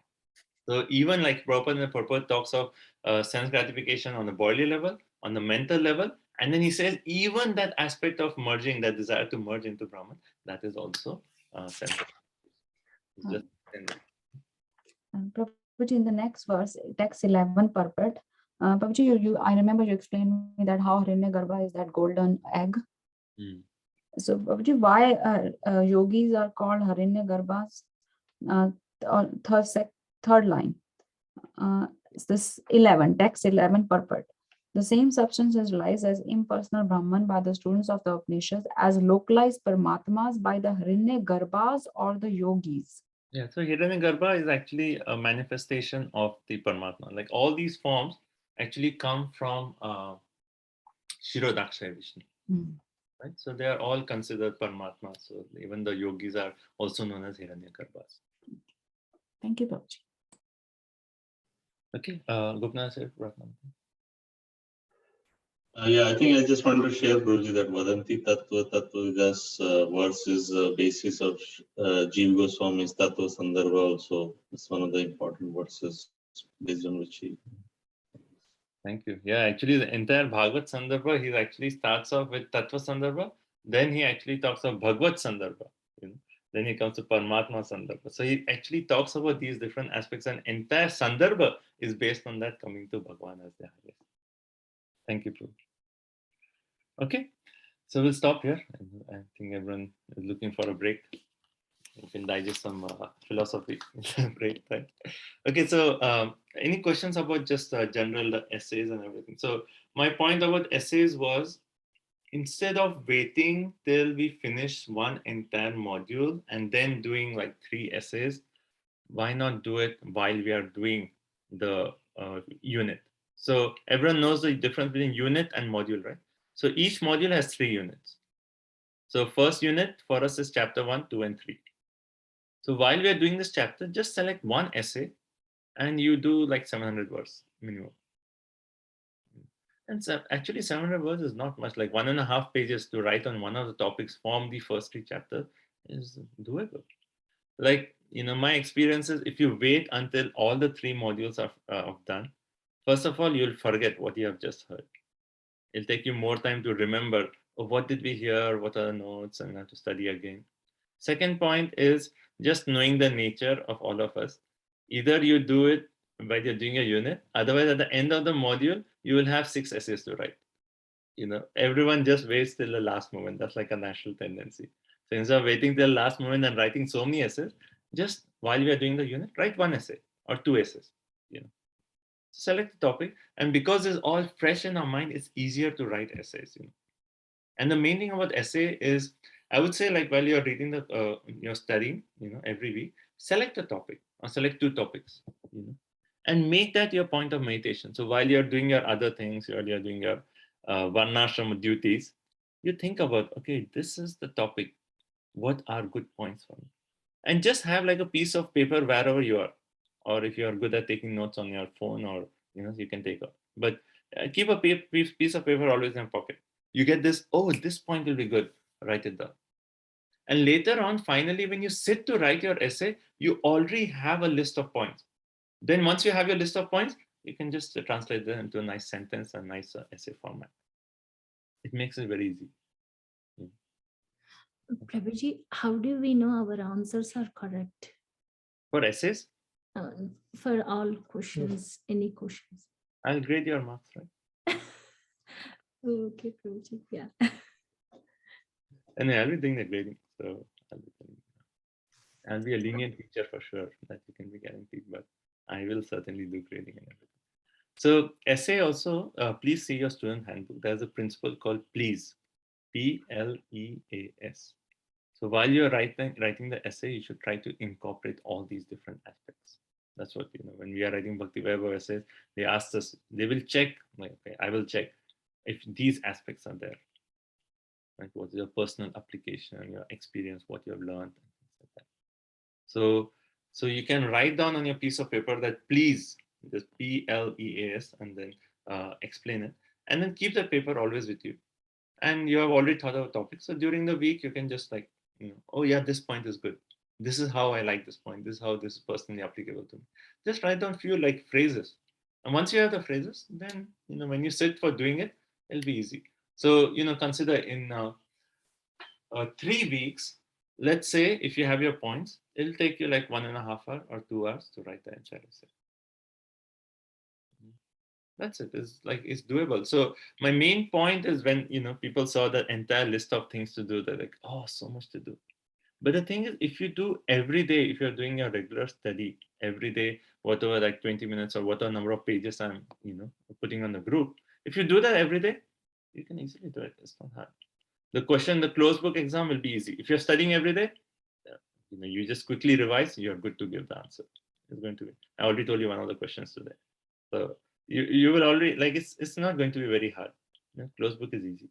And then essays, like once in 3 weeks, you have to spend 2 hours, sit, type it up, or write it, whichever. But 700 words is what? I think 1.5 pages or something.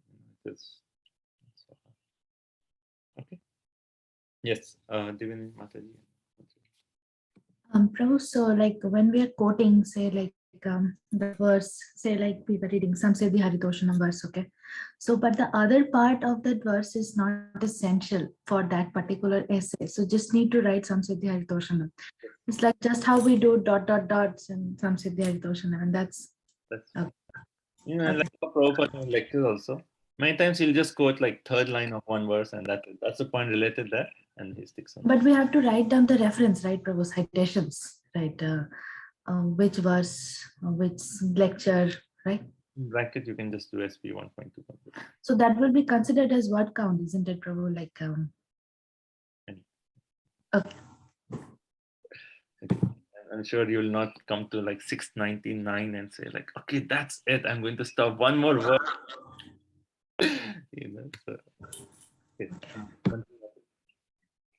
So Prabhu, do we have to write essay for preface also has open book essays?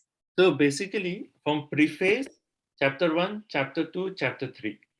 So I think chapter 1 has like 10 questions, chapter 2, 17 questions, and chapter 3, another 10, 12 questions. Preface has few. Out of all of those, you have to select 1 or 2 questions. That's it. If you're selecting 1, write 750 words, around 700 words. If you're writing 2, do at least 350. So there are so many options. Yes. You select 1 or 2 out of, I think, 35 questions. Yeah. Out of the OBEs, open book essays. Open book essays. Yes. So one more question I have from text 8, if I can ask. Yeah. So Prabhu, it says the occupational activities a man performs according to his own position are only so much useless labor if they do not provoke attraction for the message of the personality of Godhead. So what kind of activities should be performed? Well, based on our, one thing in Kali Yuga, our definition of varna is not so clear. Because we have mixed varnas. Like we may have certain qualities of Brahmana, Vaishya tendencies. So it is all mixed. But based on what is our regular job, what are we engaged in, and then also ashrama is more determined. Everyone here is in grahast ashram, except Sarvavit Prabhu. Everyone is grahast ashram. So we know for grahast ashrama, we have our duties, maintaining the family, taking care of these. So these are all our duties of grahast ashram. In 7th canto, after the Prahlad Narasimha pastime, there are few chapters where Narad Muni is actually telling Yudhishthira what are the duties of all these varna and ashram. It is there in 7th canto, two of the last few chapters. But in general, we know what are the principles of grahast ashram. And then other side on the varna, not so clear, but still we can see what is a psychophysical nature. Basically, we make the point that if you have a free day, and you want to do one activity, which you will do and you'll not be tired, you just want to keep doing it, that is kind of giving a hint of what is your tendencies. If someone just like, okay, free day, I'll do some painting. So you already know that that's this kind of tendency. Or someone wants to like, free day, I'm going to just study Shastras. Then he's more Brahmanically inclined or things like that. So that everyone has to analyze what is our psychophysical nature, or a guru will actually help us to determine. Okay. Thank you. We'll stop. We'll take a quick break, 5 minutes, so you can digest the information, and we'll come back, and then 25 minutes or half an hour more we'll do. Okay. It's okay, everyone? Please get up. You can stretch yourself, do your Surya Namaskar.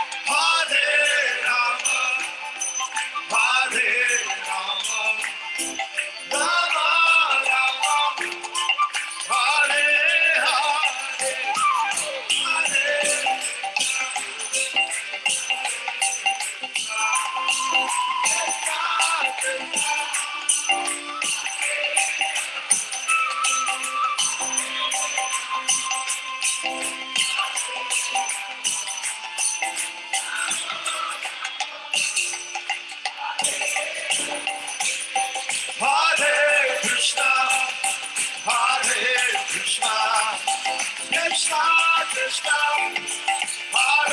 Hare, Hare Rama, Hare Rama, Rama Rama, Hare Hare.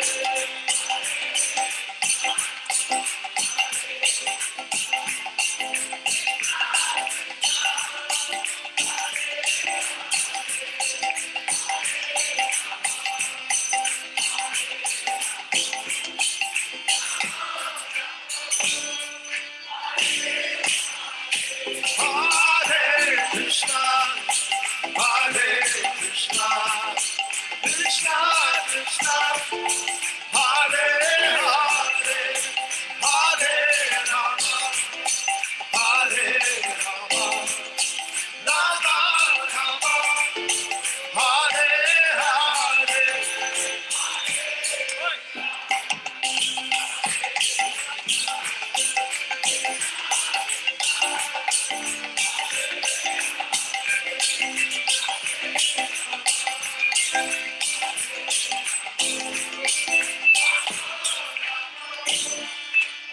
Everyone together, a little louder, everybody. A little louder, I can't hear you.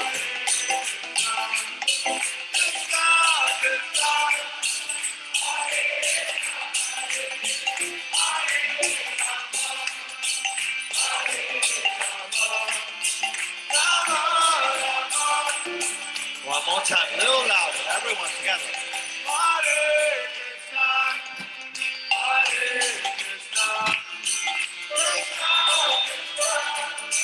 Krishna,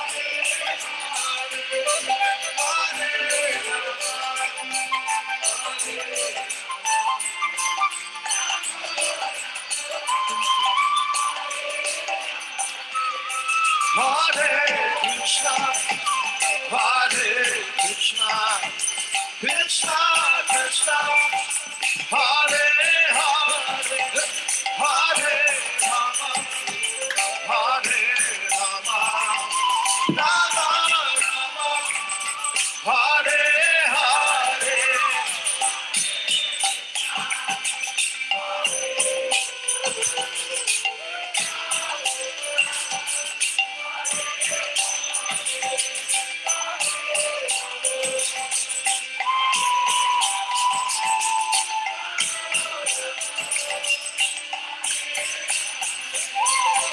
Hare Krishna, Hare Krishna, Krishna Krishna, Hare Hare, Hare Rama,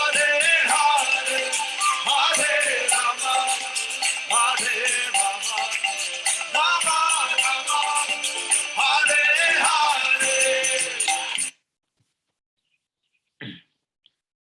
Hare Krishna, Hare Krishna, Krishna Krishna, Hare Hare, Hare Rama, Hare Rama, Rama Rama, Hare Hare. Hare Krishna, Krishna Krishna, Hare Hare, Hare Rama, Rama Rama, Hare Hare.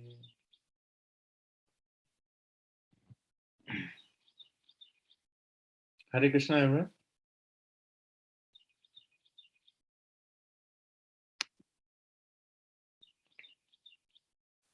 So today is actually the appearance of Sri Radha Ramanji. So you see the deity in front of you. This is Sri Radha Ramanji. So he appeared on Narsimha Chaturdashi, actually on the night of Narsimha Chaturdashi. And Gopal Bhatta Goswami had the desire that he had the Shaligram Shila, and he desired that I want to dress the form of Krishna. And there was actually a merchant who gave him jewelry, and he was saying, Shaligram Shila, how can I dress him in the form of Krishna? And he slept with that meditation. In the morning, he woke up, and one of the Shaligram Shila, of the 12 he had, actually became Sri Radharaman. It is a self-manifest. Krishna himself appeared from the Shaligram Shila to actually fulfill the desire of his devotee, Gopal Bhatta Goswami. So very beautiful deities, like so loving. It's like the heart of Vrindavan. And deity is like so. Maybe this photo resolution may not be so good, but so fine that you can see like the nails of Krishna. You can see teeth of Krishna in the deity. And this is the heart of Vrindavan. You go to Vrindavan, you have to go to Radharaman temple. So beautiful. So this actually happened on the night of Narsimha Chaturdashi. So today is appearance of Radharamanji, and today is also appearance of Srinivas Acharya and also Madhavendra Puri, the root of the creeper, root of the tree of Lord Chaitanya Mahaprabhu's devotion. Shri Radharamanji ki jai. Okay, everyone back. Arundi Mati, you have raised your hand. You have a question? Yeah, Hare Krishna, Prabhu. So, quick question. Prabhu, you said closed book exam will be between May 31st to June 4th. Oh, yes. Any day we can take the exam? I didn't understand that part. That's what I was going to ask. So it is going to be like 1 hour is maximum, but I think most of you may be able to do it in half an hour or 5 minutes. It's easy. So either we can have like 2 options, like, during the entire week, the times that work for you. If everyone, if weeknight, one of the weeknights work for you, we can just fix up one night, and everyone can just come up on Zoom on that time, just give the exam, finish up. Or if you need 2 times, then we can do one Saturday, one weekday. Like, so maybe you can personally text me what times, like, will a weeknight work for all of you? Like, you can text me. So we'll just do that in weekend. Also, I mentioned on the group that last Sunday of this month, we will not have class. So that's your break. And we'll be finishing our first subunit. So first 3 chapters. So you can also take that weekend if you're in town. Then you can finish your essays for that and then submit on June. So the time we can pick and choose, Prabhuji. That's what my understanding. I'm saying that in the entire group, maybe if they want, we can have 2 time slots. Right. Mm-hmm. You can all decide. So, but you have to tell me what time works for you. I could just say some like Wednesday 8 p.m. Would that work for everyone? Or yeah.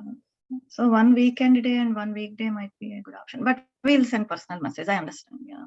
So we can do one Saturday evening and one weekday evening. Yeah, if somebody misses on that weekend, then we can do on the weekday. And it should be on Zoom, right? Prabhuji, who you will be watching? Yeah, I'll just come on Zoom. We'll just do it like this, and then you can just I'll send you a question paper. You just write it, and then you email it to me, and then you can log off Zoom. Even the open book exam, once we are done, we can send it to you. Yeah, just email it. We don't have to keep until the end of the module, right? Yeah. As soon as you're done with your essays, they're ready. Just turn it. Oh, we can send it to you. Sure, Prabhuji. Thank you. Is there, is it possible for you to suggest the 2 days and I can select one? Yeah, so Wednesday evening we'll do one, and then one we'll do Saturday. Okay. Thank you. Saturday, if evening doesn't work, we can do morning also. Saturday morning from 8 to 9 maybe.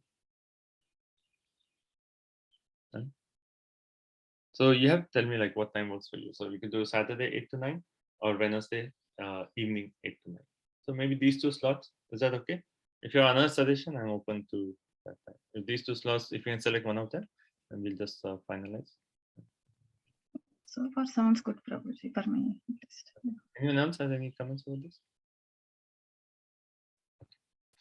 Okay, so let's go back. So, so we have discussed our section where only bhakti is to be gained. Now this next section is a very nice section, is actually how bhakti, what are the processes in bhakti? What are the steps in bhakti? This is a very practical section, and very, again, many famous verses in this section. And Srimatam Swakatha Krishna, we actually always recite that before Bhagavatam. So that's all comes in this section. So let's start. Text number 16. Okay. Shushusha Shadhanasya Vasudeva Katha Ruchi Sanmahat Sevaya Vipra Punya Tirtha Nishevana. Translation. O twice born sages, by serving those devotees who are completely freed from all vice, great service is done. By such service, one gains affinity for hearing the messages of Vasudeva. So the previous verses say, Ko na kuryat katha ratim. Who will not hear these messages? But the only problem is I don't have taste for hearing Harikatha. I have taste for hearing Hollywood, Bollywood, I have taste for hearing cricket scores or whatever. I don't have taste for Harikatha. How do I develop that taste? I know up to this point that Harikatha, that is the thing I have to do. Ekadam, one point I have to hear, I have to glorify, I have to worship Krishna. But I don't have taste. What to do? And this verse is actually saying, one can get that taste by Mahat Sevaya, by actually service to devotees. One actually gets taste to hear Harikatha. So Shushusha Shraddhadanasya. So how should we actually hear that? With great care and attention. That hearing should be with great care and attention. Vasudeva Katha Ruchi, that, getting that taste for hearing Katha of Vasudeva. Then Mahat Sevaya. So that Mahat Sevaya, Mahat referring to pure devotees, and also the word Tirtha can also refer to the pure devotees, right? Punya Tirtha. Tirtha, actually, we'll read in first canto, there's conversation between Yudhishthira Maharaj and Vidura, where he actually says, Tirthi Kurvanti Tirthani. That he actually says, oh, Vidura, you yourself is like a Tirtha. Because wherever you go, you're carrying Krishna in your heart. So that is already a Tirtha. So he actually says the pure devotee is like how Prabhupada, wherever he went, he established a Tirtha, a holy place. And then he called it New Mayapur Dham, New Jagannath Puri Dham. They actually, the pure devotees, they carry Krishna in their heart. Right? So Punya Tirtha Nishevana. So we have to serve those who are actually Punya Tirtha. Those are free from all vices. Great services done. And by that, one gets taste for hearing Harikatha. And it's amazing, like when you serve devotees, you get the taste to hear Harikatha. In one of this purport, either this one or the next one, Prabhupada makes the point that the human mind cannot understand that if I actually do some service, how will I get taste for Harikatha? We cannot comprehend that. It's not possible for us. But taking the authority of Bhagavatam, when we do service to Vaishnavas, we'll get the taste for hearing Harikatha.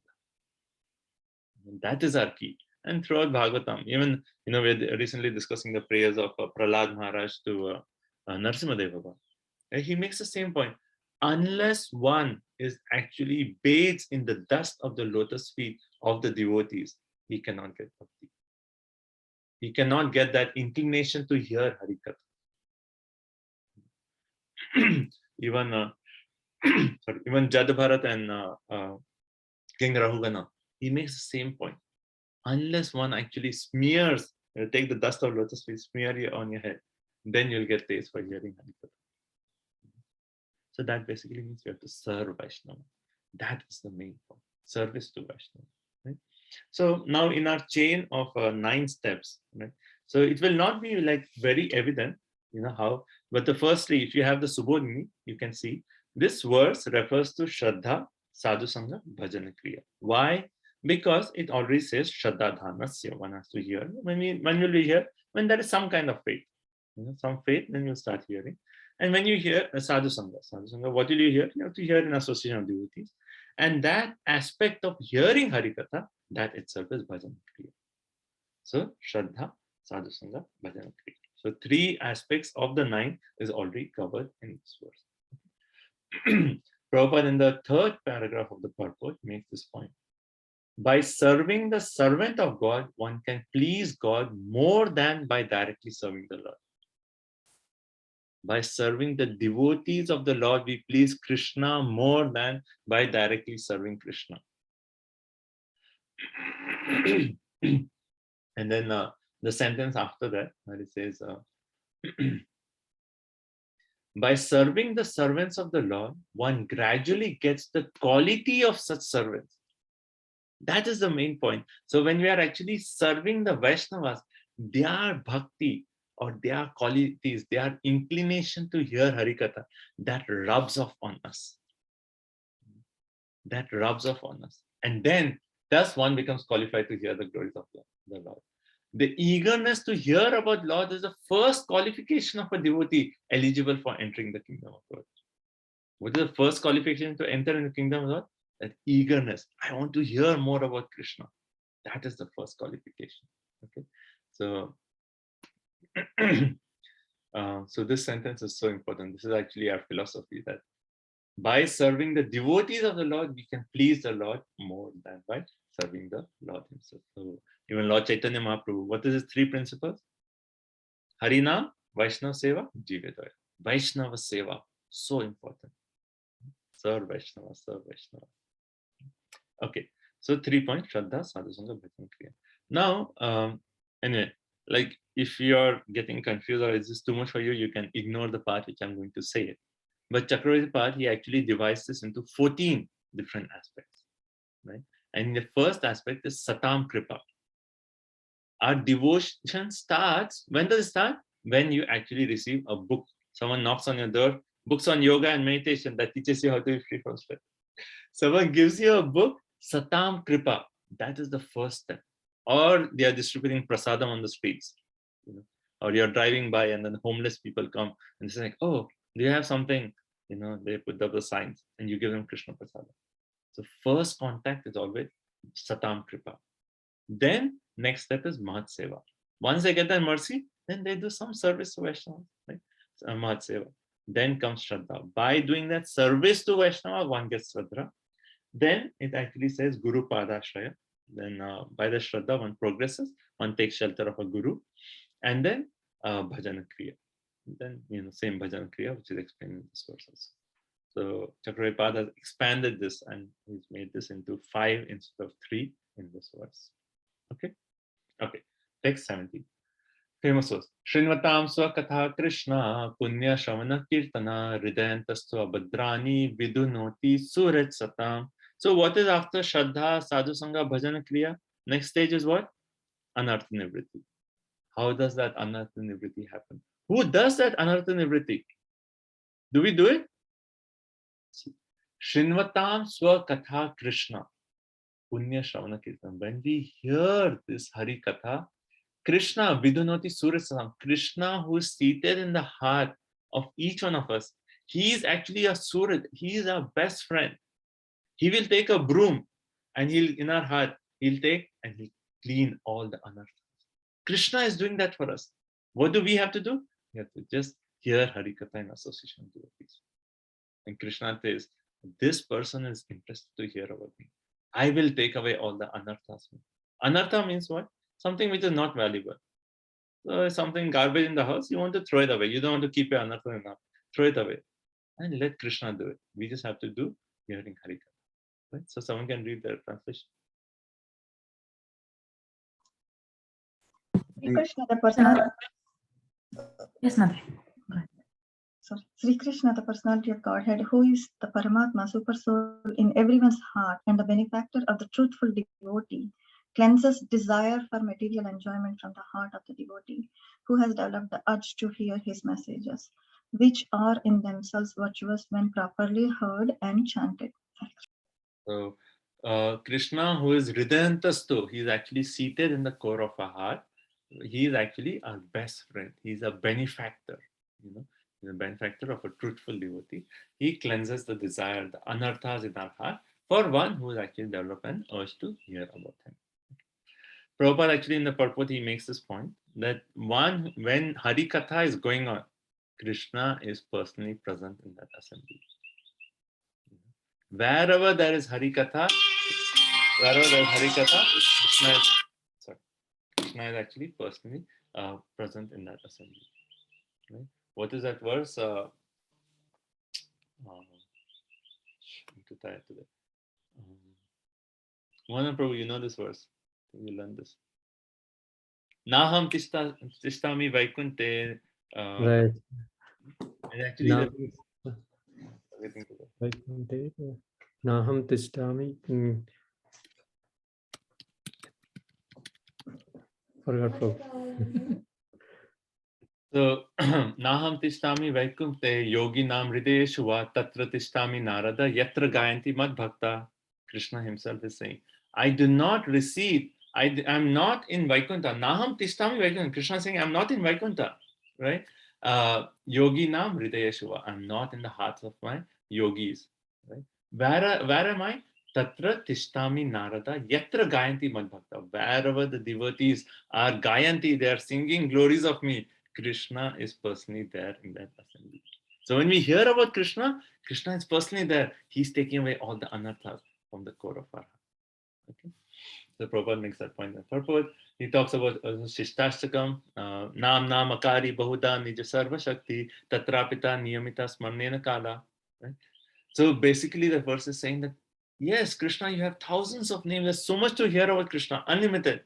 But I am so unfortunate that I have no attraction for them. Right? And then Prabhupada makes a point. But how do we get attraction? Service to Vaishnava, that point is already made. Right? And here, Prabhupada makes, this is a second paragraph, third line, says the Lord is more anxious to take us back into his kingdom than we desire. Remember, we started a class also with this point. How anxious are we to go back home, back to Godhead? The Lord is more anxious than we are. Most of us do not desire at all to go back to Godhead. We don't have the desire. Material is okay. I'm doing little bhakti. That's fine. This is perfect. We don't have the desire. But Krishna is more inclined. Says, I want to get him out of here. He's doing bhakti. I want to get him. I will take away his anartha. Somehow or other, if you can hear Harikatha. That's it. But anyone who desires to go back to Godhead, Sri Krishna helps in all respects. These are like sutras in Prabhupada's purport. You can just frame it on your wall. Anyone who desires to go back to Godhead, Krishna helps him in all respects. And then the third paragraph, last sentence. But when one is held by the Lord himself, the whole process becomes as easy as anything. You know that phrase, as easy as anything? Sorry. By the divine grace of the Lord. As easy as anything. When do you use that? Oh, that is so simple, as easy as anything. And Prabhupada is making the point. When one is held by the Lord himself, right, then the whole process becomes as easy as anything. And when will one be held by the Lord? When we actually have the desire to go back home, back to God. When Krishna helps in all respects. Right? And when Krishna helps, then bhakti becomes as easy as anything. Okay. So next verse. Okay, so we talked of 4, right? Shraddha, Sadhusanga, Bhajan Kriya, Anartha Nivritti. The stage 4 is Anartha. And who does that? Krishna himself does that in our heart. Right? Then text 18.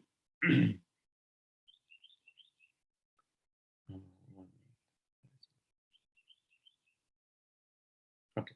Nashtaprayashu abhadreshu nityam bhagavata sevaya bhagavati uttama shloke bhaktir bhavati naishtiki. Nashtaprayashu abhadreshu. Just by doing this, nityam bhagavata sevaya, right? So we have to serve the Bhagavatas. And who are Bhagavatas? There are 2 Bhagavatas. One is the devotee Bhagavata and one is the book Bhagavata. Devotee Bhagavata, why? Because he is living the teachings of Bhagavata. And what is book Bhagavata? Book Bhagavata is all talking about devotees. So both of them are Bhagavata. Nityam Bhagavata Seva. Every day when we serve Bhagavatas, the devotees and the book Bhagavata, Bhagavati Uttama Shloke, Bhaktir Bhavati Naishtiki. We actually come to the stage of Naishtiki, Nishta Bhakti. Right? Nishta. Someone can read the translation? By regular attendance in classes on the Bhagavatam and by rendering of service to the pure devotee, all that is troublesome to the heart is almost completely destroyed, and loving service unto the personality of Godhead, who is praised with the transcendental songs, is established as an irrevocable fact. Okay, so how do we come to the stage of Nishta? You know that Nishta, Naishtiki, Nishta stage, right now our bhakti is what? It is up and down. You know, sometimes it's very nice, we're chanting so nicely, we're so fired up. And then sometimes it's like not so nice, it goes up and down. It's not Nishta. It is Anishta at this point. But how do you come to a point of Nishta? Here is the process given. Every day we have to serve book Bhagavata, person Bhagavata, book Bhagavata, person, book Bhagavata, person. Nityam Bhagavata Sevaya. Every day you serve. And by that, all the anarthas, nashta prayashu abhadreshu, whatever is abhadra in our heart, it'll actually be destroyed. And one will come. So when that anarthas are destroyed, not completely, because anartha nivritti continues further also, next 3 verses, like we say. It goes up to the stage of bhav also. They're like little percentage is still left up to the stage of bhav. But it comes to that point, all those abhadras up to that point is destroyed when we are actually fixed. Just to take the example of His Holiness Bir Krishna Goswami Maharaj. If you see Maharaj's schedule, you can see his morning schedule and you can say the time. Sharp, whatever is, I don't know the entire schedule, but sharp, so and so time, he's there in temple. So and so time, his japa starts. So and so time, his puja starts. Nishta, whatever happens, steadiness in his bhakti. You see that example. So, did we read the translation? No, okay, someone can read.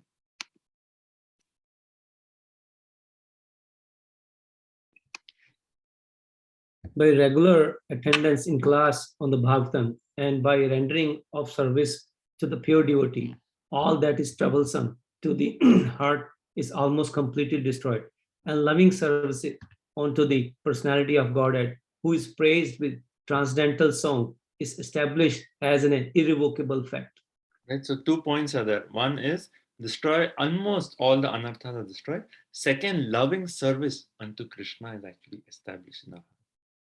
Right, so that is the nishta, the stage of nishta. When it's anartha nishta, anarthas are gone almost, and then one gets that love for Krishna is established in our heart. Okay. Prabhupada in the purport, yeah, this is a purport. So he talks of book Bhagavata in the person Bhagavata, and the second paragraph, second sentence, he says human reason fails to understand how by serving the devotee Bhagavata or the book Bhagavata one gets gradual promotion on the path of devotion. You come to a temple, in the kitchen you're washing pots. You can say, you're just washing pots. Anyone can wash pots. How is that giving bhakti? We cannot understand. We cannot understand. Prabhupada is making the point. But by doing these two things, then our anarthas are actually washed away. Like how in our beginning of our ISKCON moment, anyone comes to ISKCON, first thing, pot washing seva. Wash pots. And by washing pots, anarthas in the heart is getting cleansed. So we cannot understand how this works. How can washing pots you get devotion? We cannot understand, but we accept it. And this is practically even proved. We see this in the life of devotees. Right? Prabhupada in this gives an example of Sri Narad Muni.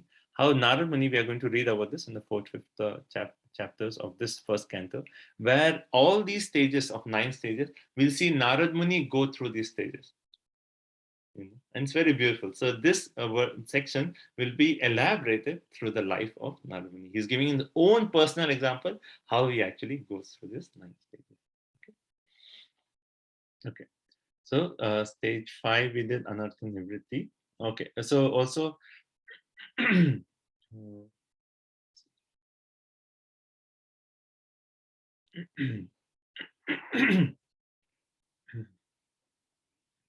okay, so next verse.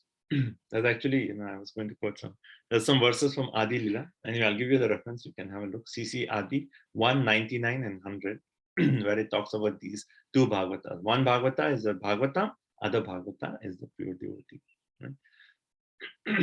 And through these actions of these 2 Bhagavata, the Lord instills the mellow of transcendental loving service unto the heart of the devotee. And thus the Lord in the heart of his devotee comes under the control of the devotee's love. And just by serving these 2, the Lord in our heart, he becomes under our control. That is Chaitanya Mahaprabhu's mission. Right?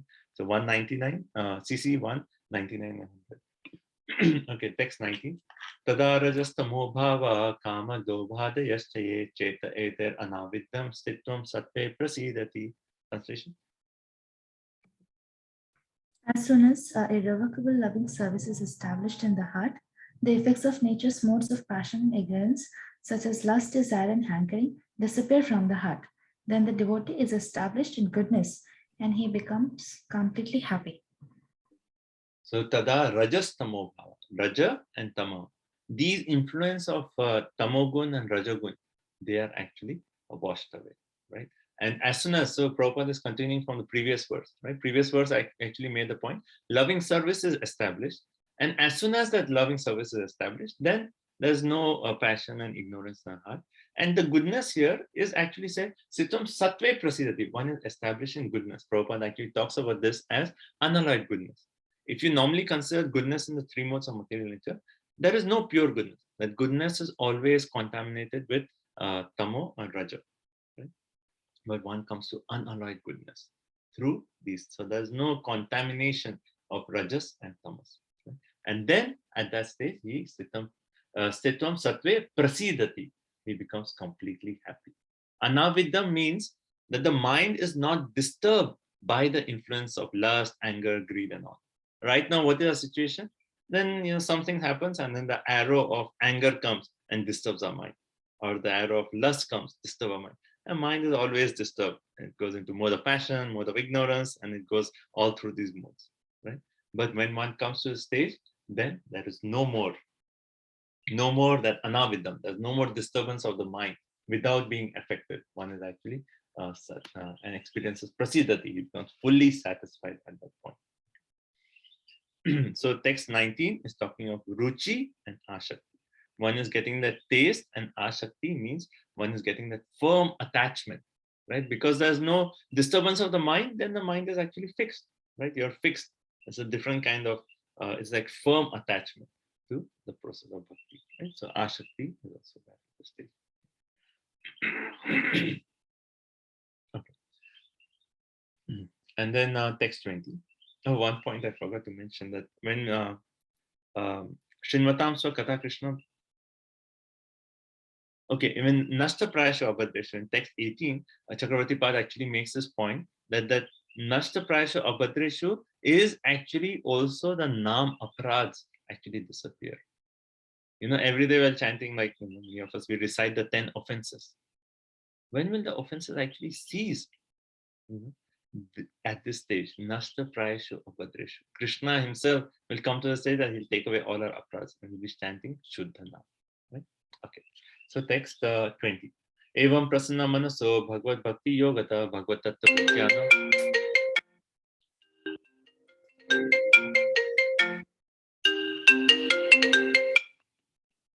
Sorry. Evam prasanna manaso bhagavad bhakti yogata bhagavad tattva vijnanam mukta sangasya jayate. Okay, translation.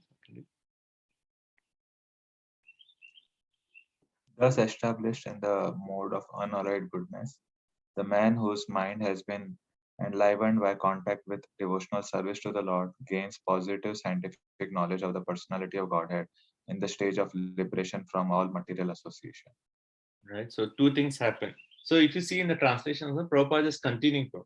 Thus established in the mode of unalloyed goodness. What did the last verse talk about? Sitvam sattve prasidati. So Prabhupada is continuing. Next stage. So what happens? Two things happen. Mind is enlivened by contact with devotional service, and second one actually gains positive scientific knowledge. Prabhupada makes this point that the only way we can actually engage and get this knowledge is when Krishna actually reveals that knowledge in the core of heart. Like Bhagavad-Gita, Krishna says, Bhaktyamam abhijanati. Only through bhakti one can know him, right? So Prabhupada is stressing on that point in this purport. That scientific knowledge, Krishna has to reveal it in the core of heart. Tesham satayuktanam, tesham evanu kampartham. Krishna in the heart reveals. So that happens at this stage. So this stage is also said to be bhav and prem, right? So both these stages are actually considered in this verse. Prabhupada also points out in the purport how Vaishnava is transcendental even to the position of Brahmana. Okay. Yeah, okay, so that's it. And Prabhupada says the subject matter of understanding Supreme Personality of Godhead is a study by the postgraduate students in the spiritual life. So we are all in postgraduate. We have somehow come to PhD level, though we are not qualified. We are in PhD level. So okay. So 21. Vidyate hridayagrantes chiddante sarva samshaya chiyante jasya karmani drishva evatmanishvare. So translation. Thus the knot in the heart is pierced and all misgivings are cut to pieces. The chain of orative actions is terminated when one sees the self as master. So thus the knot in the heart is pierced. Right? So our entire existence in this material world is what? Because of the false knot in our heart. What is that knot? Ahankar.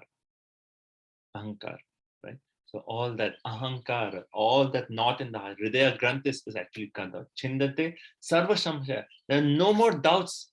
Samshaya, 7.1. Krishna actually said, right? Samshaya, all the no more doubts in your heart. Dishta evatmanishvare. he'll actually see the self as the master. Before, who are we considering the master? Our body, our mind, and our family. Everyone, we consider everyone else as a master except for us. But our true master is our spirit self. So Prabhupada actually starts off the purport by saying, attaining scientific knowledge of personality of Godhead means seeing one's own self simultaneously. One will really see who we are. And that is actually this point. Prabhupada in the second paragraph, he makes this point that how Krishna turns on the switch of light in the core of our heart. There's a switch in our heart, and Krishna comes and turns it on. So Krishna Surya Sama Maya hai Adhikar. Jahan Krishna, tahan nahi Maya Adhikar. So Krishna is like the sun. So he comes and he turns on the light. And when there's illumination of knowledge in the core of our heart, then certainly there are no misgivings. There is no samshayaha or the hard knot in the heart. It's all destroyed. And Prabhupada also how ahankar is the main knot, and that knot is actually cleared in this stage. Okay, so that completes our process of bhakti. So you talk of 16 referring to Shraddha, Sadhu Sangha Bhajana Kriya, 17 referring to Anartha Vritti, 18 referring to Nishtha, 19 referring to Ruchi Ashakti. So it is there in, if you see Bhagavad Subodhini, he's actually made a chart also for this, and he's actually divided the different stages into the different shlokas also. Okay. Now, this 22 is like a conclusion, having described the 9 processes. So we saw this similarly in the previous section also, right? When he established bhakti as the highest, what did he conclude with? Therefore, learned transcendence, they actually engage with bhakti and what was that word? Empowered, not empowered. He uses the word. Can someone see that? Equip. A stage equipped with knowledge and detachment. Right? Therefore, all the great sages equipped with knowledge and engage in bhakti. Here he's giving another proof. And he's saying, Atho vai kavayo nityam bhaktim pramaya muda vasudaya bhavati kurvanti atma prasadani. Right? Atho vai. Atho means therefore. So having given the entire process of bhakti, he's saying, therefore, certainly all kavis, those are transcendentalists, spiritualists, nityam, from time immemorial, what are they doing? Bhakti. Right? They are engaging in bhakti. Bhakti paramaya muda. Muda, and how are they doing? With great delight. So how should we engage in bhakti? With great joy. Now we are convinced that bhakti is the essence of all the shastras, the absolute good for everyone. And we have read about the benefits of bhakti all the way to prem. So now when we engage in bhakti, we should do it with muda, all happiness, with all joy. Yes. And Vasudeva Bhagavati, Kurvanti Atma Prasadinam. And this devotion service will enlighten us, enlightening to the self. Okay. Okay. So that is our next section. Okay. What's the time? 10:40. So I guess again we'll have to. So this, up to this point is we have covered the major theme of the chapter. The next theme, I'll just quickly mention. The next verses, we can easily go through, like it's not so much explanation required. So again, maybe I'll do a short video and we'll just complete the rest of the section. But next section is having established bhakti as the highest, establish the process of bhakti. Who is the person to do bhakti to? Vasudeva. So that is also established. Hence the second chapter establishes everything. It establishes what is the process, who is the goal, and what all we need. Right? Okay. So the next section is 23 all the way to 29. It establishes how Krishna himself, he actually through his qualitative forms appears as Brahma, Vishnu, and Shiva. But those who desire the ultimate benefit, they should actually worship Vishnu. Okay? And he talks of how worshipping the demigod, we are not interested in worshiping the demigods, but we actually have respect for them. He makes that point. And though we are not interested in worship of demigods, but we respect all of them. So that point is very important. And he talks of, and then 28, 29, maybe you can quickly see that, where he actually concludes and makes the point how Krishna is ultimately the essence of everything. That bhakti, what we talk about, has to be done to Krishna himself.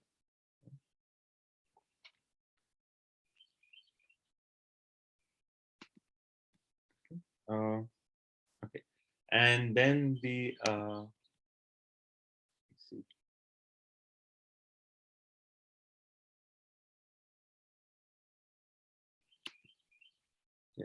talked about demigod worship here, and then 7 is again talking about, yeah.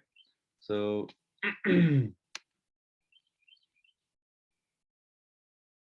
Vasudeva Paraveda. So 28, 29 is saying Vasudeva Paraveda, Vasudeva Paramakaha, Vasudeva Parayoga, Vasudeva Parakriyaha, Vasudeva Param Jnanam. So basically in this verse is saying that of all the Vedas, the ultimate person to know is Vasudeva. Of all your austerities is Vasudeva. The purpose of sacrifice is Vasudeva. Yoga is Vasudeva. Everything is actually Vasudeva. Hence Vasudeva is actually the object to be worshipped. And that he concludes 28, 29. And then the last few verses, he talks a little bit about Purusha avatars. So, the question number 4 is about Purusha avatars. So he just touches upon and say how there's Karnadakshay Vishnu, Shirodakshay Vishnu. And the last verse, he actually says why Krishna appears. He actually appears to reclaim those who are in this pure goodness. Okay, so stop here. I'll do like a short recording. And next few verses are actually much easier to understand. So, okay, so stop here. Any questions? And then maybe one quick point everyone can share, and then we end. Right? Arunimata, is there a question, or you raise your hand? Okay. Hare Krishna, Prabhu. Yeah, I have a question. You said you asked Mohananandas Prabhu one verse, right? Naham Tishtanti. Tishtami Vaikunte. Where is it from, Prabhu? Which verse is that? I'll put it in the chat. Prabhupada quotes this is one of the Puranas, I think. It's not from Bhagavad-Gita. Oh, not from Purana. It's from Purana. Even Smriti Purana, that verse, Prabhu? That Bhakti Rasamrita Sindhu Rupa Goswami actually quotes that verse. Again, it's one of the Puranas. Yeah, okay. But Bhakti Rasamrita Sindhu Rupa Goswami quotes that verse. From one of the Puranas. I can give you the references. No problem. The Naham Tishtani is in 4:21, 41 purport. Yeah, 4:21, 41 purport is that. Thank you, Prabhu. So Prabhupada in that purport is quoting. And you hear Prabhupada in lectures also. Sure. Thank you. Okay, so a quick maybe touch up point. Rainan Prabhu, question or just Question, Prabhu. I just wanted to understand a little more about the Vaishnava Seva. So Prabhu, if Vaishnava Seva is so important, like why it is like not considered as one of the like 9 limbs of bhakti, like or we also like define like bhakti as devotional service, and then 9 limbs of bhakti are like Shravanam, Kirtanam. So are just sitting in the class and hearing, is that also considered a Vaishnava Seva, or it is separate? Actually, all these 9 limbs of bhakti, you do it under the guidance of Vaishnava. So actually everything, if you're hearing in the mood that by hearing Bhagavatam, I'm serving Prabhupada, I'm serving my Guru Maharaj, because it is their instruction for me to read Bhagavatam. If you are developing that mood, then yes, it is service of Vaishnavas. That is one way. And second thing is also by studying the Shastra. The desire of Prabhupada is we go out, we preach, we make everyone Krishna consciousness. So this aspect of studying the Shastra is actually empowering us to extend our umbrella of Vaishnava Seva. Where we not only want to serve our Guru and senior Vaishnavas, we want to serve all devotees, and further we want to serve the whole world and make everyone Vaishnavas. So that is the mood. So all these 9 aspects is we have to cultivate the right mood and say that, yes, I'm doing this for the pleasure. Why am I chanting Hare Krishna? Guru. Yes, we know the philosophy. Highest process is Guru's instruction. I'm doing this as a service for my Guru Maharaj. Right? And so this is one aspect of Vaishnava Seva. Other aspect is practically to do Seva.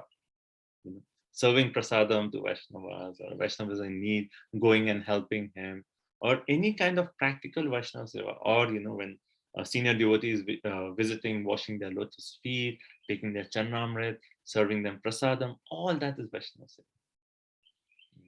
But our intention should be clear that this is all service to Vaishnavas. Okay, so 48, sorry, a little bit over time. Okay, so just maybe quick comments we'll just take, and then if people want to drop out and it's late, you can leave. But thank you all so much for your session. We'll end here. If you want to stay for just sharing one quick point, that'll be nice. But I like the point that how the servants of the Lord risk everything for the service of the Lord, and so they are very dear to the Lord. The point I like is the whole process, which is very, very logical. These verses, the section from 16 to 22, how logically starts from how you get the bhakti and what's the end goal. So very, very inspiring, very structured. Thank you. Very nice. I like the point that Krishna personally will cleanse our heart when he sees our desire to hear about him. Yeah, that's also, I've heard this Janivas Prabhu saying that do not make Krishna your sweeper every day. You do not get more dirt, and so he doesn't sweep again. Yes. Prabhuji, I like the point of Krishna is more eager to get us back Because of that. than us. Yeah. Very nice. Thank you. Yes, Susan, I like the point, like the whole second chapter, how important it is. It's very nicely linked with everything, Prabhuji. Thank you so much. Could understand second chapter nicely today. Thank you. Hare Krishna. Hare Krishna, Prabhuji. I really like what you said today. You know, like reading Srimad Bhagavatam itself is to please Srila Prabhupada, our Acharya. Yes. Thank you, Mata. I like the point where he says, personally eradicates the dense darkness of all misgivings by switching on the light of pure knowledge within the heart of a devotee. And there is a switch in our heart. And you just wait. At the right time, Krishna will turn it on. Thank you. Thank you. Okay. Anything else? I like Prabhuji, where it says all transcendental have been rendering devotional service to Lord Krishna, personality of God, with a great delight. Great delight. Yeah, we engage in bhakti with great happiness. With a happiness. Thank you. We'll end with that point. So thank you all so much for your kind association. Grantha Srimad Bhagavatam ki jai, Srila Prabhupada ki jai, Vancha Kalpatarubhisya Kripa Sindhuvaya Patitanam Pavanebhyo Vaishnavebhyo Namo. Thank you all so much for your association. Thank you so much for joining. And yesterday was a busy festival, but still everyone joined. So happy to see all of you. Thank you so much. Hare Krishna. If anyone has any questions, would like to stay back, you're welcome. But we'll end here. Thank you so much. Hare Krishna.